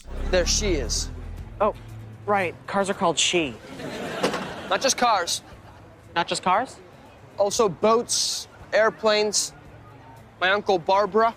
Beck is transphobic. The storyline goes on from there. Robbie gets blasted by a hose, Beck laughs, there's some cheerleaders, it's a B-plot, who cares? So the A-plot gang figure out that Dale is going to be talking on a national talk show, and plot to get revenge on him. They pay Andre's cousin to interrupt the show and orchestrate a plan that they've come up with, although we never actually see them describing the plan to her. However, when Dale is asked about the viral short he made, he admits that he barely had anything to do with it, and credits all of the leads directly by name, giving special credit to Tori as the film's true director. However, they fail to convince Andre's cousin to abort the plan, leading to her storming on stage, accusing Dale of being her ex as she begins violently assaulting him in what is again, apparently, a caricatured illustration of what women of color look like to the showrunners. Several people are knocked out in this torrent of fists, including security guards, and Dale is placed in a situation that could lead to him going to the hospital, and all because of the actions of the main characters. Say it with me now, they're ambivalent to this. And finally, let's move on to the Season 1 finale, Sleep Over at Psychowitz. This episode is simple enough. Psychowitz is teaching a class on method acting, but grows frustrated when Tori continues to break character when distracted. Sulking after the bell rings, the gang apologize for not taking method acting seriously, at which point he says that it's understandable, as they are just children and are simply amateurs. The students of course react negatively to this, and eventually Psychowitz suggests they join in on a dare. They will all go over to his house that Saturday, and will spend the night in character. Whoever lasts the longest will prove him wrong, and anyone who breaks will be banished. Rex makes a joke that he wants Tori to play a character who's in love with short puppets, and she in turn gives him a long, passionate kiss, causing him to awkwardly ask to be taken home. This show has such brilliant subterfuge. Just when you start to wonder why a middle-aged teacher is so obsessed with getting a bunch of teenagers to come to his home on a weekend, something even weirder happens and you forget to think about it. After school, the gang end up assigning each other the roles that they will play while at the party, and this is where things start to fall apart. Instead of the parts being things you'd actually want to do a method performance for, the roles are all just really lame jokes that each kid has thought of. So for instance, Tori's joke is that she's a cop who's really into Raisin Bran. Robbie is a motivational speaker who has wobbly legs and sometimes falls over mid-speech. And Andre is a man who just ran a marathon and is also pregnant, which was really funny 10 years ago, I imagine. And the rest of the episode is basically just these kids all repeating the exact same one-sentence joke over and over and over again. I'm pregnant. I just ran 26 miles. Can I please get some water? I'm so tired and pregnant. I gotta sit down. I think I'm gonna have a baby. Why did I just run that marathon? At least you're not pregnant and exhausted from running a marathon. I'm sorry, this isn't Andre. I'm a pregnant marathon runner. Oh, why did I run that marathon while I was pregnant? One by one, each of the kids are eliminated. Robbie breaks character when Psychowitz falls through a window in his house, and then Kat breaks character on purpose to go on a date with a Ken doll who lives with Psychowitz, which annoys Tori because it's a boy she wanted to go on a date with as well. And to think I was gonna let that boy eat my Raisin Bran! When you watch enough of this show, everything sounds like an innuendo. I can see your belly button! Why, yes, that is my belly button. Have you ever considered filling it with Raisin Bran? Andre is suddenly visited and dragged away by his paranoid grandmother, who is extremely delusional and violent because of course she is. Jade burns her hand on a tray, giving her third-degree burns as she runs outside and breaks a car window in anger. And finally, it's just the final two kids, as Psychowitz gives up and decides to go to bed. The next day, as Tori and Beck wake up, Beck breaks character, causing Tori to celebrate that she has won the competition. I am a police officer, and I am victorious! Ah, they said it. Okay, go home, everyone. Okay, so now that we've digested each and every episode of Victorious Season 1, it's time for us to generally analyze everything we've learned as we slowly work our way back towards the conspiracy board. Whenever I would watch one of these episodes, upon reflecting on them later, I would always find that my first thoughts were never about the characters or the jokes that they would make, but instead, the setting. This school where Victorious takes place, which I find to be fascinatingly absurd. The core-defining aspect of this show is that it's essentially advanced fantasy material, trying to get you to envy the lives of this group of rich kids going to an expensive private school in LA. This is a life that you are supposed to wish that you were living, which means that the school itself is presented in an extremely careful way. I paid very, very close attention to all of the schedules and classes mentioned by students in this show for one specific reason.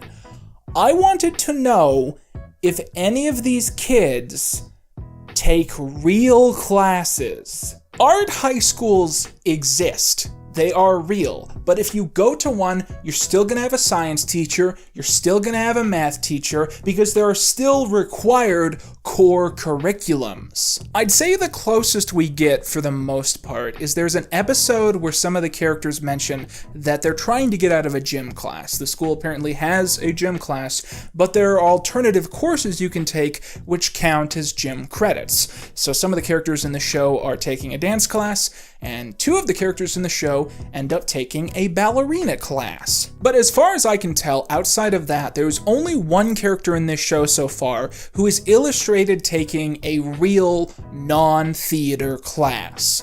Because in Season 1, Episode 6, we see Robbie in what is very clearly a real history class, being taught by this teacher right here. You look around this room, you see they're learning about Abraham Lincoln, and there's like real history stuff on the walls. It seems like a real history class. However, this is actively contradicted in the previous episode, where we see an entirely different class discussing the history of theater with the same teacher that Robbie is also in. And so my personal theory about this at the moment is that these are probably two different periods of two different classes, both taught by the same teacher, which was really, really common where I went to high school, you know? Like it was like, you know, period 1, you got Mr. Roof AP Literature. Period 2, you got Film Studies with Mr. Roof. Period 3, you got Yearbook with Mr. Roof. I mean, my God, I couldn't get enough of them. I just imagine that, like, you know, Robbie could really like this teacher and took two different history classes with them. But it's also entirely possible that this is a production continuity error. It's very, very likely that in the script itself, these two classes were intended to be the exact same class, and then people just got confused when they were filming it. Because when you watch the scene that I think is a real history class, the thing that they're talking about is... Then at 10 p.m., President Lincoln was watching the play at Ford's Theater. Booth quietly slipped into Lincoln's box, pulled out a Derringer, and shouted, "I'm gonna kill you!" Oh no! The assassination of Abraham Lincoln. So you could conject that the lesson they're learning here isn't supposed to relate to the history of the United States, but in fact the history of theater heckling. However, even if we do end up considering these to be two different classes, to me, the most important aspect is that Robbie is the only person taking the real history class. Now, what this implies to me is the very horrifying revelation that every single core curriculum at this school can be replaced with a theater class. Which, by the way, remember that running joke I've been doing where I've been counting all the theater classes these kids take, and it's 4? I actually forgot about this class. So it's actually 5. So far, there are 5 theater classes that these kids take in this school. Once again, pretty clearly, the whole concept behind presenting the school this way is to make something that children at home can fantasize about attending. But as an adult, I only kind of feel bad for these kids. Because statistically speaking, most of the kids who go to this school will not make it in the industry. Not only are they not going to be famous, but a whole lot of them aren't even going to work behind the scenes in any capacity. They're going to end up getting really normal jobs and live really normal lives. And I feel like going to a high school that didn't teach you math, didn't teach you science, didn't teach you English, that's going to make it A, harder to get into a good college, and B, harder to be a functioning adult. Because you know that kid in class that would be like, excuse me, when are we going to use this? They were only right about 60% of the time. But as I say all of this, keep in mind, I'm only done with season 1, and we have 3 more seasons to go. So it's very possible that down the line, there's going to be an episode where one of these kids has a math class, one of these kids has a science class, and you know, my whole theory here is going to be exponentially disproven. Anyways, let's now move on to the topic of the characters who actually appear inside of the school.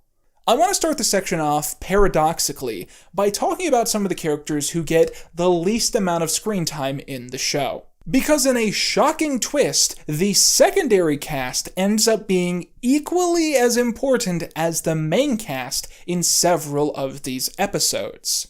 The secondary cast, mind you, is for the most part just the same joke repeated over and over and over again. But the thing is, that's also how you can describe everyone on the board right now. So by the end of the season, despite the fact that these 9 end up getting the most amount of screen time, I can tell you as much information about Sinjin as I can Andre. So yeah, let's get into this. Starting us off is Trina and Tori's parents. I was very surprised that these guys ended up being in a good handful of season 1 episodes. I think watching iCarly, iCarly had such a bad track record for stopping their secondary actors from being stolen by Disney Channel. So it was like really common on iCarly for a character to be introduced who is clearly supposed to be a recurring bit, only for them to disappear, and then 6 months later that actor's got a Disney Channel show. So I got used to characters showing up that seem like they're important, and then they just disappear and it's never mentioned again. So when I was watching the pilot episode, and Tori and Trina got parents that barely have any lines, I was like, we're never seeing these bozos again. Tori and Trina ain't got parents. They're gonna be raising themselves, because we're never seeing these guys again. And I was wrong, they're like constantly in the show. The most consistent joke with these two is that they secretly don't love Trina and will do anything not to be around her. They often end up being thrown into the antics of the main characters, which can make them kind of worry because the main cast they're kind of weird. For instance, in the finale, there's this B-plot where the two are having an anniversary sex night, but every kid that's kicked out of Psychowitz's party continues to barge in, interrupting them. And as they watch the film Terms of Endearment, all of the teenagers think that the film is a comedy, as they laugh at the idea of the lead character dying on screen. The two adults, disturbed by this, turn in for the night, staring back at the scene playing out before them. So in other words, straight men personas prone to comedic banter who are also probably in future episodes just as likely to screw things up as their two kids. Also, Tori's dad is a cop in Los Angeles, so he probably sucks. Next we have the previously mentioned Sinjin. Sinjin is basically this show's version of Gibby. He is the socially awkward, underdeveloped kid prone to saying and doing very weird things. The first time we see Sinjin is in episode 2, when Tori is trying to figure out how she wants to decorate her locker. He explains to her that his locker is constructed out of food that he's chewed, spit out, and then covered in resin. She runs away, convinced he's a serial killer, and for a time, that's his core joke. Sinjin will go up to a female character, he will say something weird or perverted, and then they will act discomforted, and that is basically like his first few episodes in the show. However, I feel like by the middle of the first season, the writers get kind of tired of this running joke, and so Sinjin instead becomes this kind of weird, socially awkward, quiet kid who is prone to misfortune. Like, he gets robbed by a bunch of Northridge girls in one episode, and there's an episode where Kat starts dating him only for the purpose of stealing his credit card. In episode 17, Sinjin drowns, and the main characters all gather around him and find that they can't wake him up, and they decide to respond to this by leaving. That is Sinjin to me. That is the way I would describe his role in the show. He is the character that the main leads think so little of that they can watch him die and they walk away without even calling an ambulance. I have kind of a soft spot for Shinji. Wow. Get in the robot, Shinjin! I have kind of a soft spot for Shinjin because he's the only character in the show that looks like someone I would have hanged out with in high school. And like, I feel like Shinjin is the only character in the show. He would be a real theater kid. And he would outact every motherfucker in this school. And next we have Lane Alexander, the school guidance counselor. We are scraping at the bottom of the barrel at this point. Lane Alexander is supposed to be like the school therapist, that's his bit. The characters in the show will have troubles of some kind and they'll go to his office and he'll typically give them guidance or therapy or whatever. The thing about this character is, if you were watching the show casually, I wouldn't blame you if you thought this guy was the principal, because he does a bunch of stuff that you'd think the principal would do. Like, he's the guy who invites the reality show to film at the school and gives them a tour guide of the school. And then, of course, we have Sikowitz, who is borderline the ninth main character in many, many ways. Sikowitz is the first of the known 5 theater classes that the main cast all attend, and from what I can tell, I believe he is like an improv theater class, because for the most part, that's what they end up doing in his class in every single episode. A huge focus is put on his very bizarre teaching style, which passes on to his students the fundamentals of theater in universe. Out of universe, he's completely bonkers. He doesn't know what he's talking about. A long-running joke is that despite being old, Sikowitz has an intense investment and obsession with the lives and drama of all of the students in his class, but most specifically, of course, the main cast. In fact, one thing I took note of very, very quickly is that you almost never see Sikowitz directly teaching any of the students except for the ones in the center of the board. He doesn't really care about anyone else in the class except for, you know, the main 7. One of the favored jokes that the writers continue to do with this character is implying something odd about his life and then refusing to explain it any further. In the school dance episode, he's serving a specific kind of hot dog, and when he's asked what's in the meat, he begins laughing hysterically. Later, in the season finale, he tells the students not to look under a certain drawer in his bathroom, which is also never explained. And in episode 15, he's shown making his own butter out of cream, something that he says he does quite often. When he's asked how it tastes, he says he doesn't know because he doesn't eat dairy. He also at one point casually states that he was once acquainted with Crispin Glover, and it's basically implied that the two were once lovers before he trails off and fails to finish the thought. You get the idea. It's just kind of odd fragments of his life and personality which rarely match up, that are supposed to be funny but are never explained, alongside the occasional implication that Sikowitz suffers from mental health issues. And that's him. That's Sikowitz. I'm sure as the show goes on, we'll learn a bunch of other completely useless information about him. And with all the side characters out of the way, it is finally time to properly talk about the Hollywood 8. I've said this before, but I just want to reiterate it again, for the record.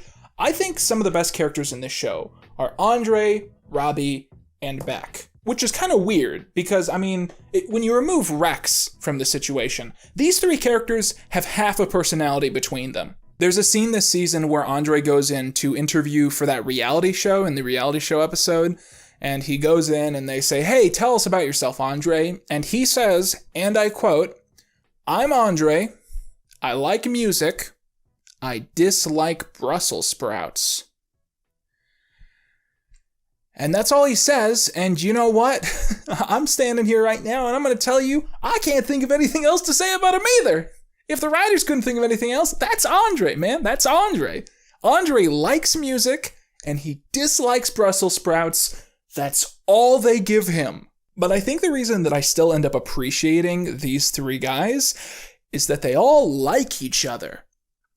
They're all friends. They sit together at lunch and they love and support one another, and there's not a lot going on there, but they're chill to be around, and you appreciate that. And this is going to sound really sexist to just say out loud, but I'm not lying, I swear to God. It is a lot harder to appreciate the women in the show because they all fucking hate each other, and they're not fun to be around because they're just mean to each other. I mean, we're not even going to talk about Trina, because literally no one in the show likes Trina. But looking at the three main women in the show, I mean, Trina hates Jade, Jade hates Trina, and Kat, oh God. Poor Kat. I'm not lying when I say this. I think that Kat, performance-wise, the best performance in the show is Kat. Because she's really funny, and she's really wholesome and sweet, and you grow to love this character that Ariana Grande has constructed.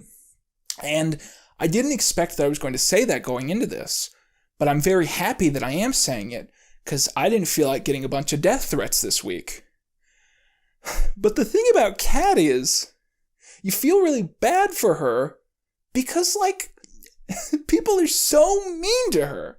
Like, there are scenes in season 1 where Jade threatens to kill Kat to her face. And meanwhile, you got Tori over here, right? You got Tori over here making out with Kat's boyfriend, okay?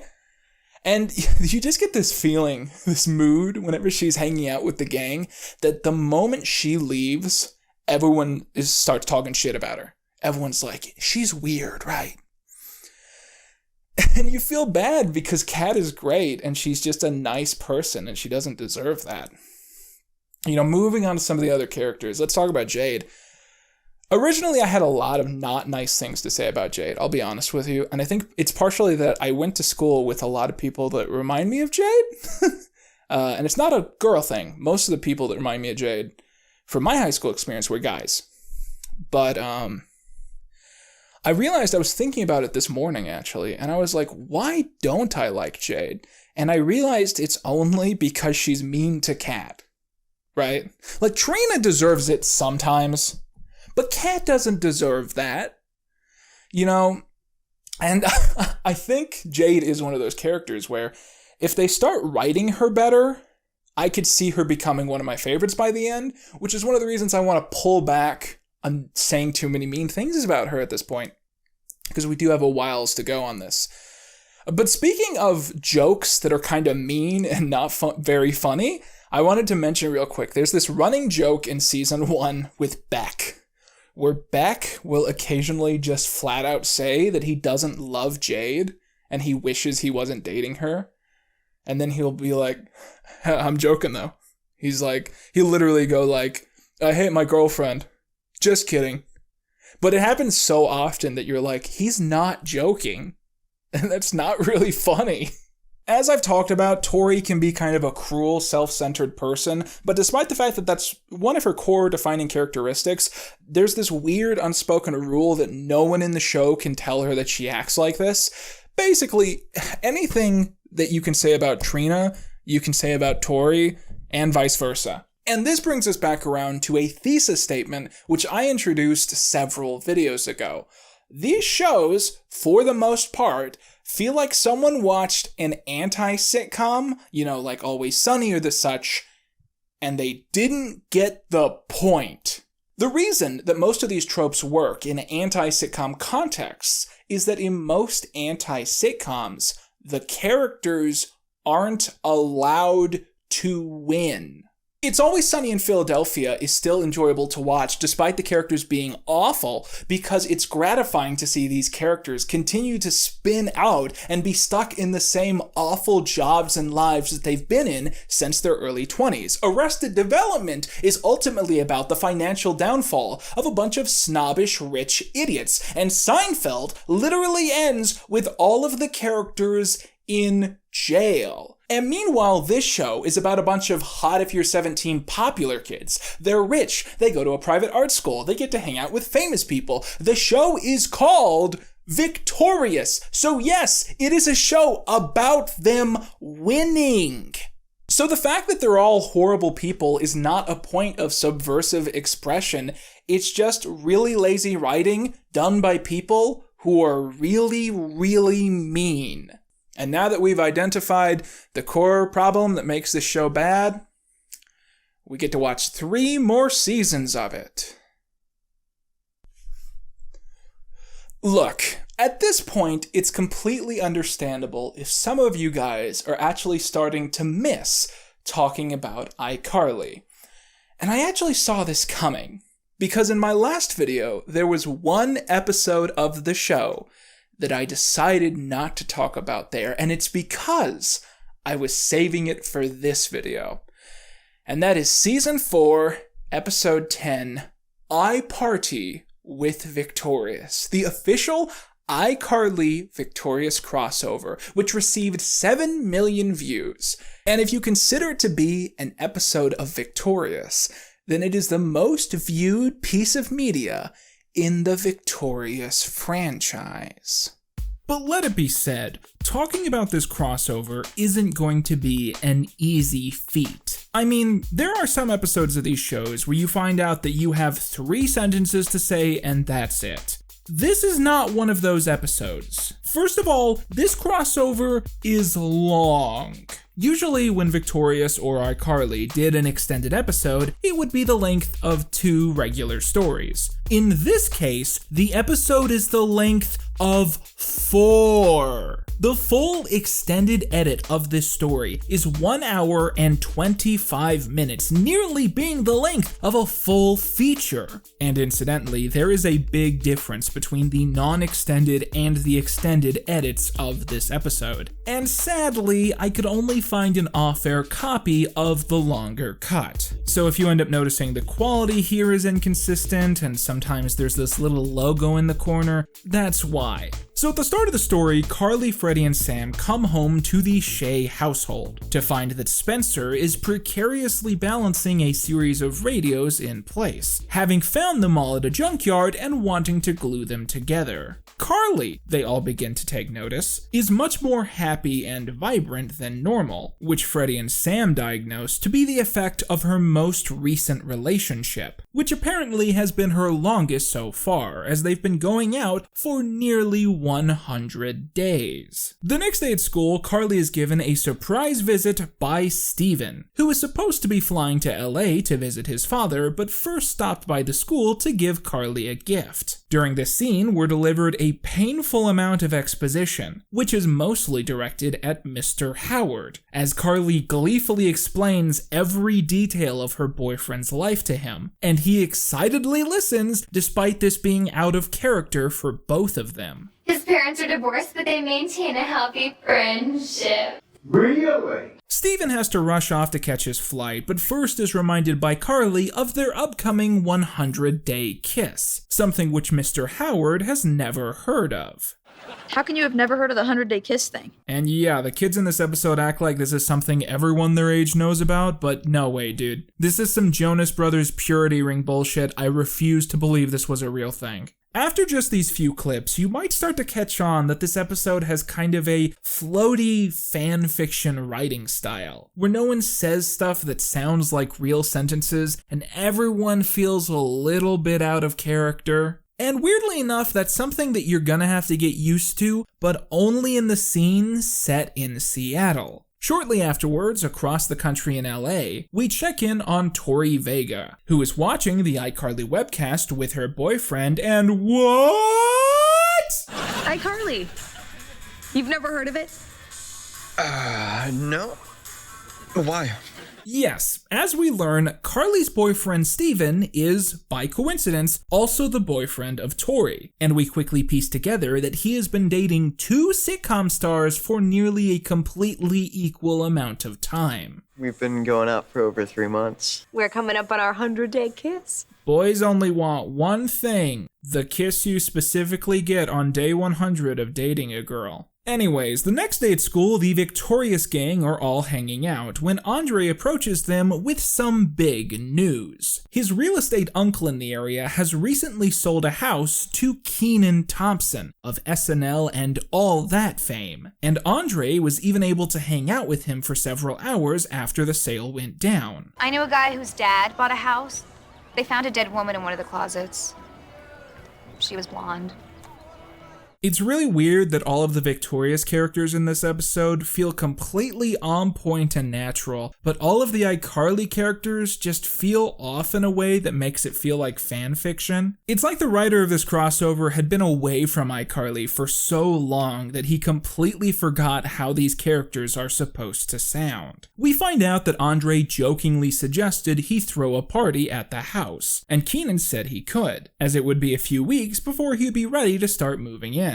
Meaning that Andre is now going to be able to throw a small party at Kenan Thompson's house with all of his friends. Steven visits Tori in the middle of lunch to say hi, but is befuddled when Robbie takes a photo of him and uploads it to his collage of friends on theslap.com. Back over in iCarly land, Carly is trying to look up Steven online and accidentally comes across the photo of him and Tori. She looks like that Shelby Marks chick you fought. Carly begins to fret over the possibility of her dreamboat being a cheater, and Freddie uses theslap.com to ogle at photos of Victoria Justice, truly the true intention of the website. Oh, she is smoking hot. Spencer enters the room and is told that Steven is cheating on Carly with someone Freddie describes as quite some girl, causing Spencer to look for himself. Let me see this girl. Whoa, that is quite... And that's statutory rape joke number 6. Spencer complains that his back hurts from spending so much time holding his sculpture in place, and he notes that he needs someone to come and rub ointment all over his back and body. The main 3 turn him down, so he turns to the only person he knows will be interested. Hey, Gibby! I know this is bending the rules, but I'm gonna have to call that statutory rape joke number 7. Well, at least the Victorious side of the episode is just as tasteful as it normally is. Jade, you're a sour taste, aren't you? Tori and Beck are in theater class acting out a scene where they're supposed to be scared, but Sikowitz says that their acting is terrible, causing them to say that it's because they've never experienced true terror before. Kat comes in shortly after with a note from her doctor explaining that she has a vocal injury and thus cannot speak or else she may never sing again. I bet you money there's like an open mic later and the writers just needed a really good excuse to make sure Ariana Grande didn't sing. Anyways, then this happens. This is a lovely color, by the way, like a red velvet cupcake. My god, will this episode stop being fucking weird with the minor shit for 5 minutes? Andre continues to plan for his secret small party at Kenan Thompson's house, but a wrench is thrown in when Rex openly tweets about the party, claiming that it's an open invite. Andre tries to confront Robbie about this, but grows frustrated when Robbie continues to act like he and Rex are different people. You're a nut! He's really mad. But he's got beautiful skin. One scene later, incidentally, Sam is doing some snooping on theslap.com and comes across the profile of Rex, commenting, "Some kid named Rex, whose profile pic for some reason shows an urban puppet." I'm including this moment just to remind you guys, I'm not crazy. Rex is supposed to be black. Anyway, Sam discovers the open invite to the party at Kenan's house, and she suggests they all sneak over to try and do some snooping. The gang stop by an ex-girlfriend of Spencer's in the LA area, who is an expert in special effects makeup. There, she applies prosthetics that make them all look like different variations of Max Headroom, as the iCarly webcast is now so popular that they need to do this if they are to go unrecognized in a crowd. So the party happens, and it's coursing with hundreds of people, as Andre runs around trying to keep things under control, and catch a panda bear which has been hitting people in the butt. Yeah, this is a whole running joke where this panda bear is running around and hitting people in the butt. And I read online that this bear is played by the guy that played Boogie. And I'm just gonna guess that they couldn't think of a role for him, but he really wanted to meet Kenan Thompson. Meanwhile, Sikowitz appears at the party and scares Tori so much that she pisses herself, something she repeatedly confirms. This is apparently his goal, as he is trying to show the kids true fear so that they can draw from the emotion as actors in the future. Beck is unfazed as we learn that very few things actually scare him. After this, Beck and Jade leave to change clothes, as they've brought bathing suits to hang out in a jacuzzi. Sikowitz hears this and excitedly follows, because yeah, that's normal. Oh, also, Trina has to babysit some kids this night and didn't want to miss the party, so she drags them around on a leash. This episode has Z-plots. Robbie knocks down some soda onto the DJ's laptop at the party, frying it instantly. And when a freestyle session is suggested to replace the music, Robbie performs a song which is instantly hated by the crowd. During this section, incidentally, Kat has been using a text-to-speech program which has been her sole tool of communication while she has laryngitis or whatever. After Robbie is knocked out by a potted plant, Rex takes the mic instead and drops a rap that goes over extremely well. Try and test my skills, man? Who you be? Look dope rap up in the dictionary and you'll see a picture of me. This is truly fucking awful. If you told me that a writer who in 2007 had a running joke on this same show that rap is terrible and is hated by everyone would then go on to try and write rap lyrics 4 years later, this is exactly what I would imagine. Your flow is just bad, so I want to help you. So look, here's your homework. Go read my rhyme book.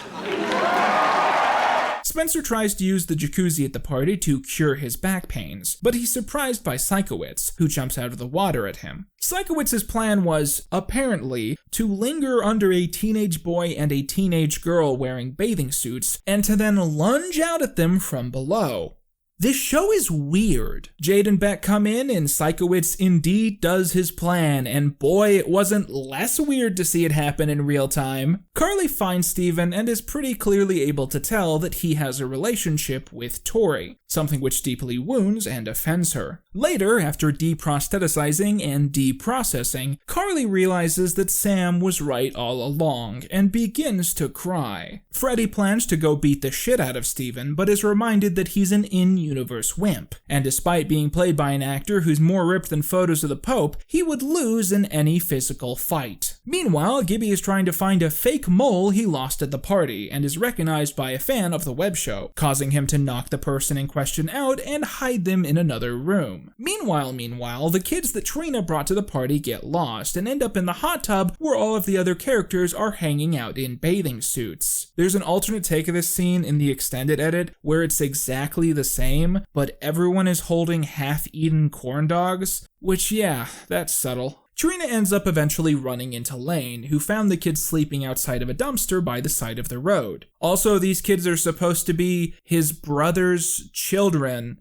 The casting director made some odd choices there. Tori comes into the same room as the iCarly gang, recognizes them, and declares that she loves their web show, causing Carly to comment that she also loves her boyfriend. The two get caught up, realize he was cheating on both of them, and decide they want mutual revenge. As Andre continues to worry about the increasing size of the gathering, Kenan actually shows up in the flesh, and is annoyed that the party is so small, making Andre realize that he was overreacting to so many people showing up, while I meanwhile realize that Kenan Thompson asked a teenager to throw a party mostly consisting of teenagers, all for the purpose of showing up and mingling with the teenagers. Now, I can't imagine that kind of stuff goes down in the world of SNL. But those have gotta be Northridge girls.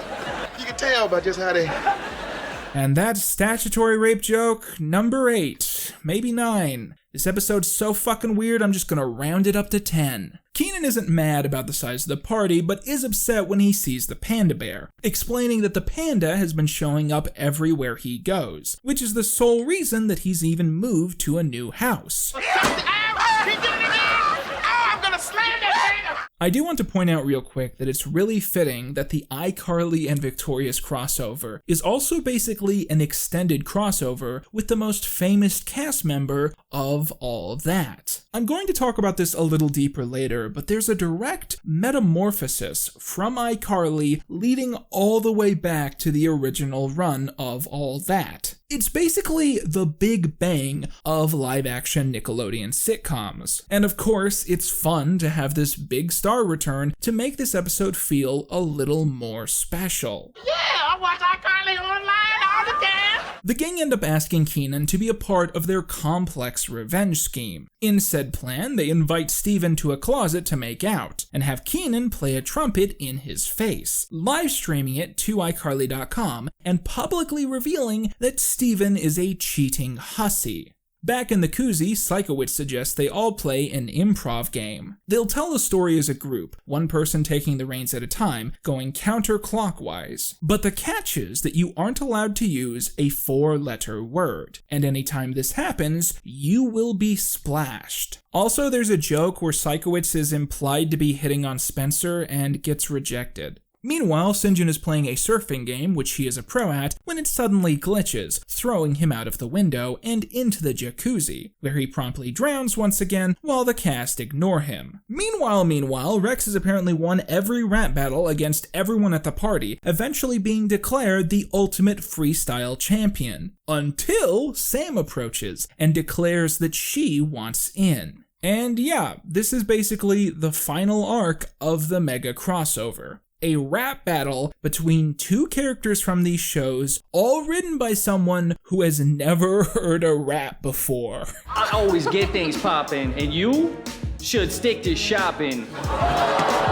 This is the most embarrassing thing I've ever seen, and I think it's consistently made worse by how the crowd seems to think it's the greatest entertainment of the century. How cute a little rapping puppet. Psych, you're more like a rejected Muppet. Whoa, she rhymed puppet with Muppet. Who could have thought of that? Am I in the fucking 8 Mile? And I'm so famous you can find my name in a blog, but not you, homie. Rex is the name of the dog. Can I just say right here, this project has taken 20 years off my life. I will not see my golden years entirely because I did this miniseries. I will die very young and very, very bitter. So face it, Rex.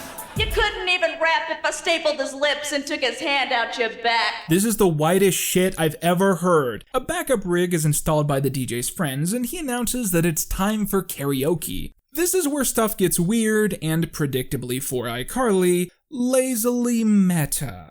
Carly steps up to do the first song, and it's her theme song from the iCarly sitcom, which everyone in the room knows. And then Tori is given the mic and sings her theme song over the iCarly theme song because she's completely self-centered. Also, Victoria Justice couldn't lip sync if you put a gun to her head.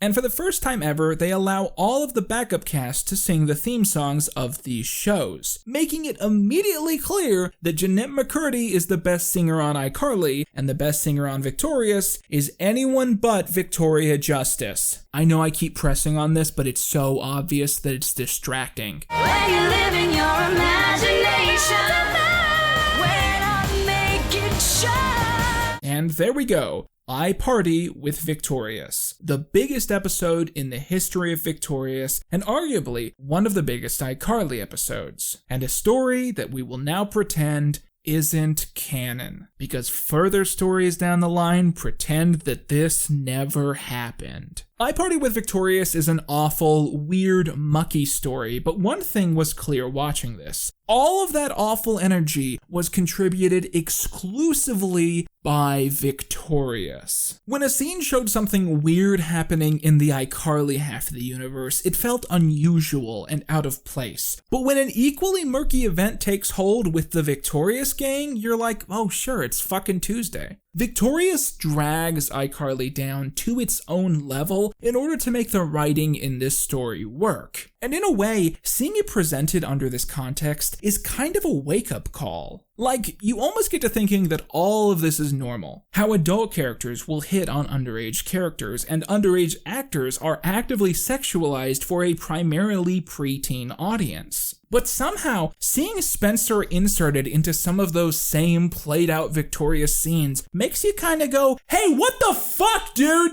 And I think more than anything else, iParty with Victorious has been kind of a big wake-up call for me. A way for me to remember that Victorious isn't just fascinatingly, entertainingly bad, it's also kind of gross in a really awful way. Look, I think it's fair to say that the last hour or two of Victorious analysis so far has gotten kind of heavy. So perhaps this is a good chance to take a little bit of a break. Okay guys, welcome to the very first Victorious intermission. For those of you who skipped my iCarly and Fred videos, I started a tradition with those where I like to occasionally take a break from the main analysis to talk about little side tangents that wouldn't fit into the main season discussions. And as our first official order of business, what do you guys think of my haircut?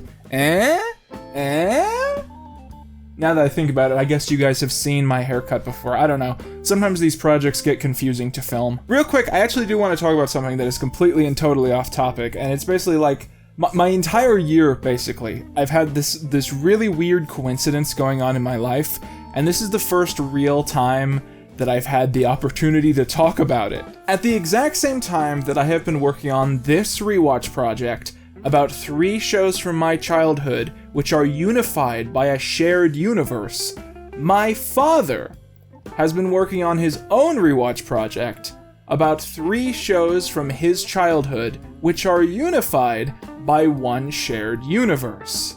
I have been rewatching iCarly, Victorious, and Sam and Cat, and my father has been rewatching The Beverly Hillbillies, Petticoat Junction, and Green Acres. And so every time that I've seen my dad in like the last 6 months, we've basically just immediately started talking about what's going on in our respective little universes and our respective shows.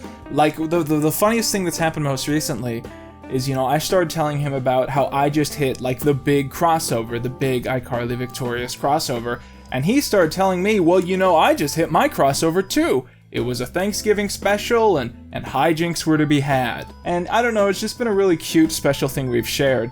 But one big thing I've realized is my dad is having a lot more fun with his project than I am with mine. And there have been points where I stare at him and I go like, why aren't you making a video about your thing? 'Cause you're having way more fun than I am. Anyways, on to the meat of this segment's actual content. One thing I've done with pretty much all of my mega videos is talk about merchandise connected to whatever franchise I'm talking about. I did it with B-Movie, I did it with Fred, I did it with iCarly, and I guess there's an expectation that I'm going to continue that further. So let's go ahead and get this over with. Like iCarly, Victorious also had its very own Happy Meal box set, and like iCarly as well, I have all of those in a plastic bag. Okay, starting us off, we have like a really tiny Victorious handbag. There's a bunch of Victorious bracelets, which I think would fit me if I kind of broke my arm and folded it in half. Look at this, we got like a bunch of Victorious pinky rings. That's pretty cool. I got a Victorious hairband, I think. I don't know, it's kind of designed weird to be a hairband. Maybe it's like a choker. And then we got a little microphone that is also a doll hairbrush. And finally, a star with hair growing out of its ass. Look, I gotta say something, okay? This is a bit of channel lore. I've mentioned this before, but I just want to get out there again. When I was really little, okay, I had long hair, you know, and you guys are used to me having long hair, but you know, it was bright blonde and I was really tiny and I had kind of soft features, and so I would walk around with this long blonde hair and everyone I met in my life thought I was a little girl. This is not something I'm making up. You know, when I show old photos and videos of me looking like that, those are actually images of me. And so often I'd get babysit, or, you know, I'd be kind of left at the kids' table at events and some adult would go to get McDonald's. And I would sometimes forget to tell them I'm a boy. And so they'd go out and they'd get me girl toys. And I would always get so mad. Because, I mean, ladies, how did you put up with it? How did you put up with this? You know what I mean? Like, the boy toys at McDonald's were always like the coolest thing. Sometimes McDonald's will release like the coolest toys of the month. Just in their Happy Meal sets for free. And meanwhile, the girl Happy Meal toys were like, hey, here's a mirror so you can look at your face. Hey, here's a doll hairbrush. Do you have a doll? Go get a doll. I mean, I actually researched this. The same time that McDonald's was doing Victorious as the girls' Happy Meal set, they were doing Young Justice as the boys' Happy Meal set. Can you imagine your mom goes out to McDonald's, she gets your brother a Batman toy, and then you get a star with hair growing out of its ass?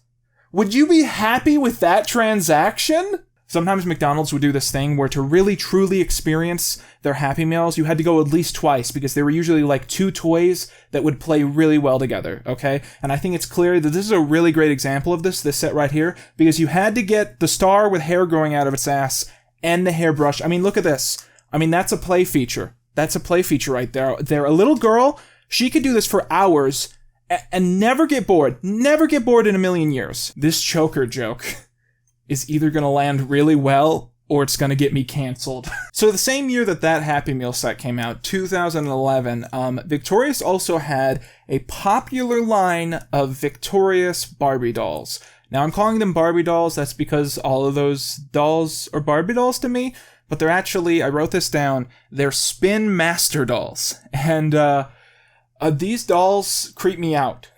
And in fact, early in working on this project, I kind of made this promise to myself that I wasn't going to buy any, right? Because I thought they were so creepy that it would lower my points, you know, in terms of getting into the afterlife. I thought someone at the pearly gates would open like a video screen of moments in my life and they'd see me holding one of these creepy ass dolls and they'd be like, that's not going to bode well for you. But what ended up happening was there was an eBay bid on 3 of these dolls, the main 3 that people remember and seek out. And I put on a bid on that eBay bid that was like absurdly low. And I was like, someone will outbid me. And miraculously, no one did. So I ended up buying 3 out of the 4 of the characters that they released. The only one I didn't get was Trina. I have actually kept these in the bubble wrap and careful protection that they came in. And there's 2 reasons I did that. Reason number 1, some of these are really valuable and I could potentially resell them. Reason number 2, I'm not joking, I don't like looking at these, they creep me out. A body. Dead. Wrapped in plastic. I'm hoping I can just hold this thing up, okay? And I'll hold it up and you guys will be like, okay, no explanation needed. I get why you don't like these things, okay? I don't like this. This is weird. I don't know. Do you want? There you go. It's Tori. There she is. It's Tori. Let's move on. This is the most valuable one. It's the one they've most carefully wrapped. This is Cat Valentine because that's her name. There's an obvious reason people want this one the most. I'll talk about it later. Next we have the 3rd doll and the final one, which I personally own, and that's Jade. This is the one I like the most because it's the least creepy to me, and it's got some cute accessories. She has like a little skull and crossbones on her wrist, which I think is just charming to see on like, you know, a Barbie doll.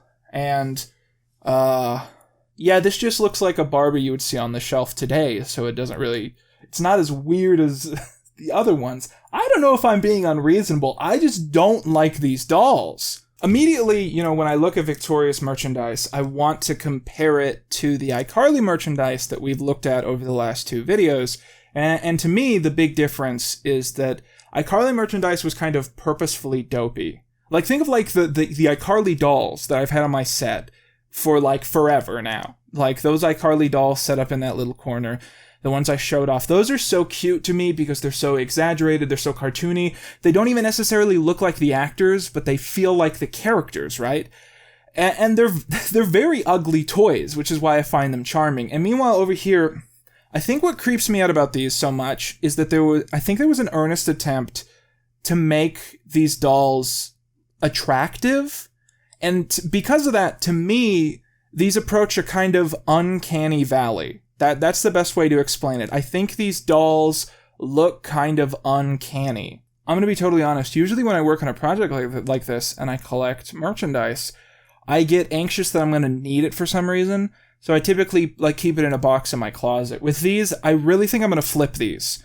I don't want to keep these when this project is over. I want to get rid of these stupid things. Check out this epic, unprecedented play action. You can take this doll, and you can take this hairbrush that comes with her, and you can brush her hair. Is this all that girl toys were? And that's it. That's all the Victorious merchandise that I could find. You know, it's worth pointing out, obviously there were big changes in the toy industry in between, you know, when iCarly started and when Victoria started, and that affects, like, the output of merchandise that was made for each show. But there's also another element to this that we should quickly discuss, and that's the fact that I'm sure there were other pieces of Victorious merchandise that are notable enough to mention, but I couldn't find those things. Because despite the fact that Victorious is not really a relevant show today, the merchandise for the show can be extremely overpriced and extremely rare for one specific reason, and that's the fact that Ariana Grande remains today, a decade later, one of the biggest stars in the world. So for reference, if you go on eBay right now and you play your cards right, you can get the Victoria Justice Barbie doll for like $20, $30 tops. But the Ariana Grande Barbie doll? Those sell for hundreds of dollars, in some cases $400 to $500, and it's like a weird, surreal miracle that I was able to get this set for like pennies compared to that. I did find out through my research that at one point Victoria Justice had a set featured at Build-A-Bear Workshop, so I went ahead and made my very own Victoria Justice Garfield.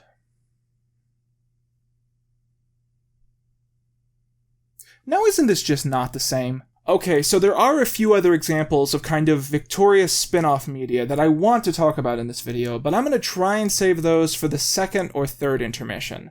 So for now, it is time for us to leap back into the Victorious saga by looking at Season 2. Now the good news is that from here, the average amount of Victorious episodes per season decreases substantially, meaning that it's not going to be another 2 hours before you and I talk again. I say that like Intermission Quentin is a separate entity, like wholly unconnected from regular Quentin. So with much further ado, and whatever else I say during this segment, here's Season 2, bye.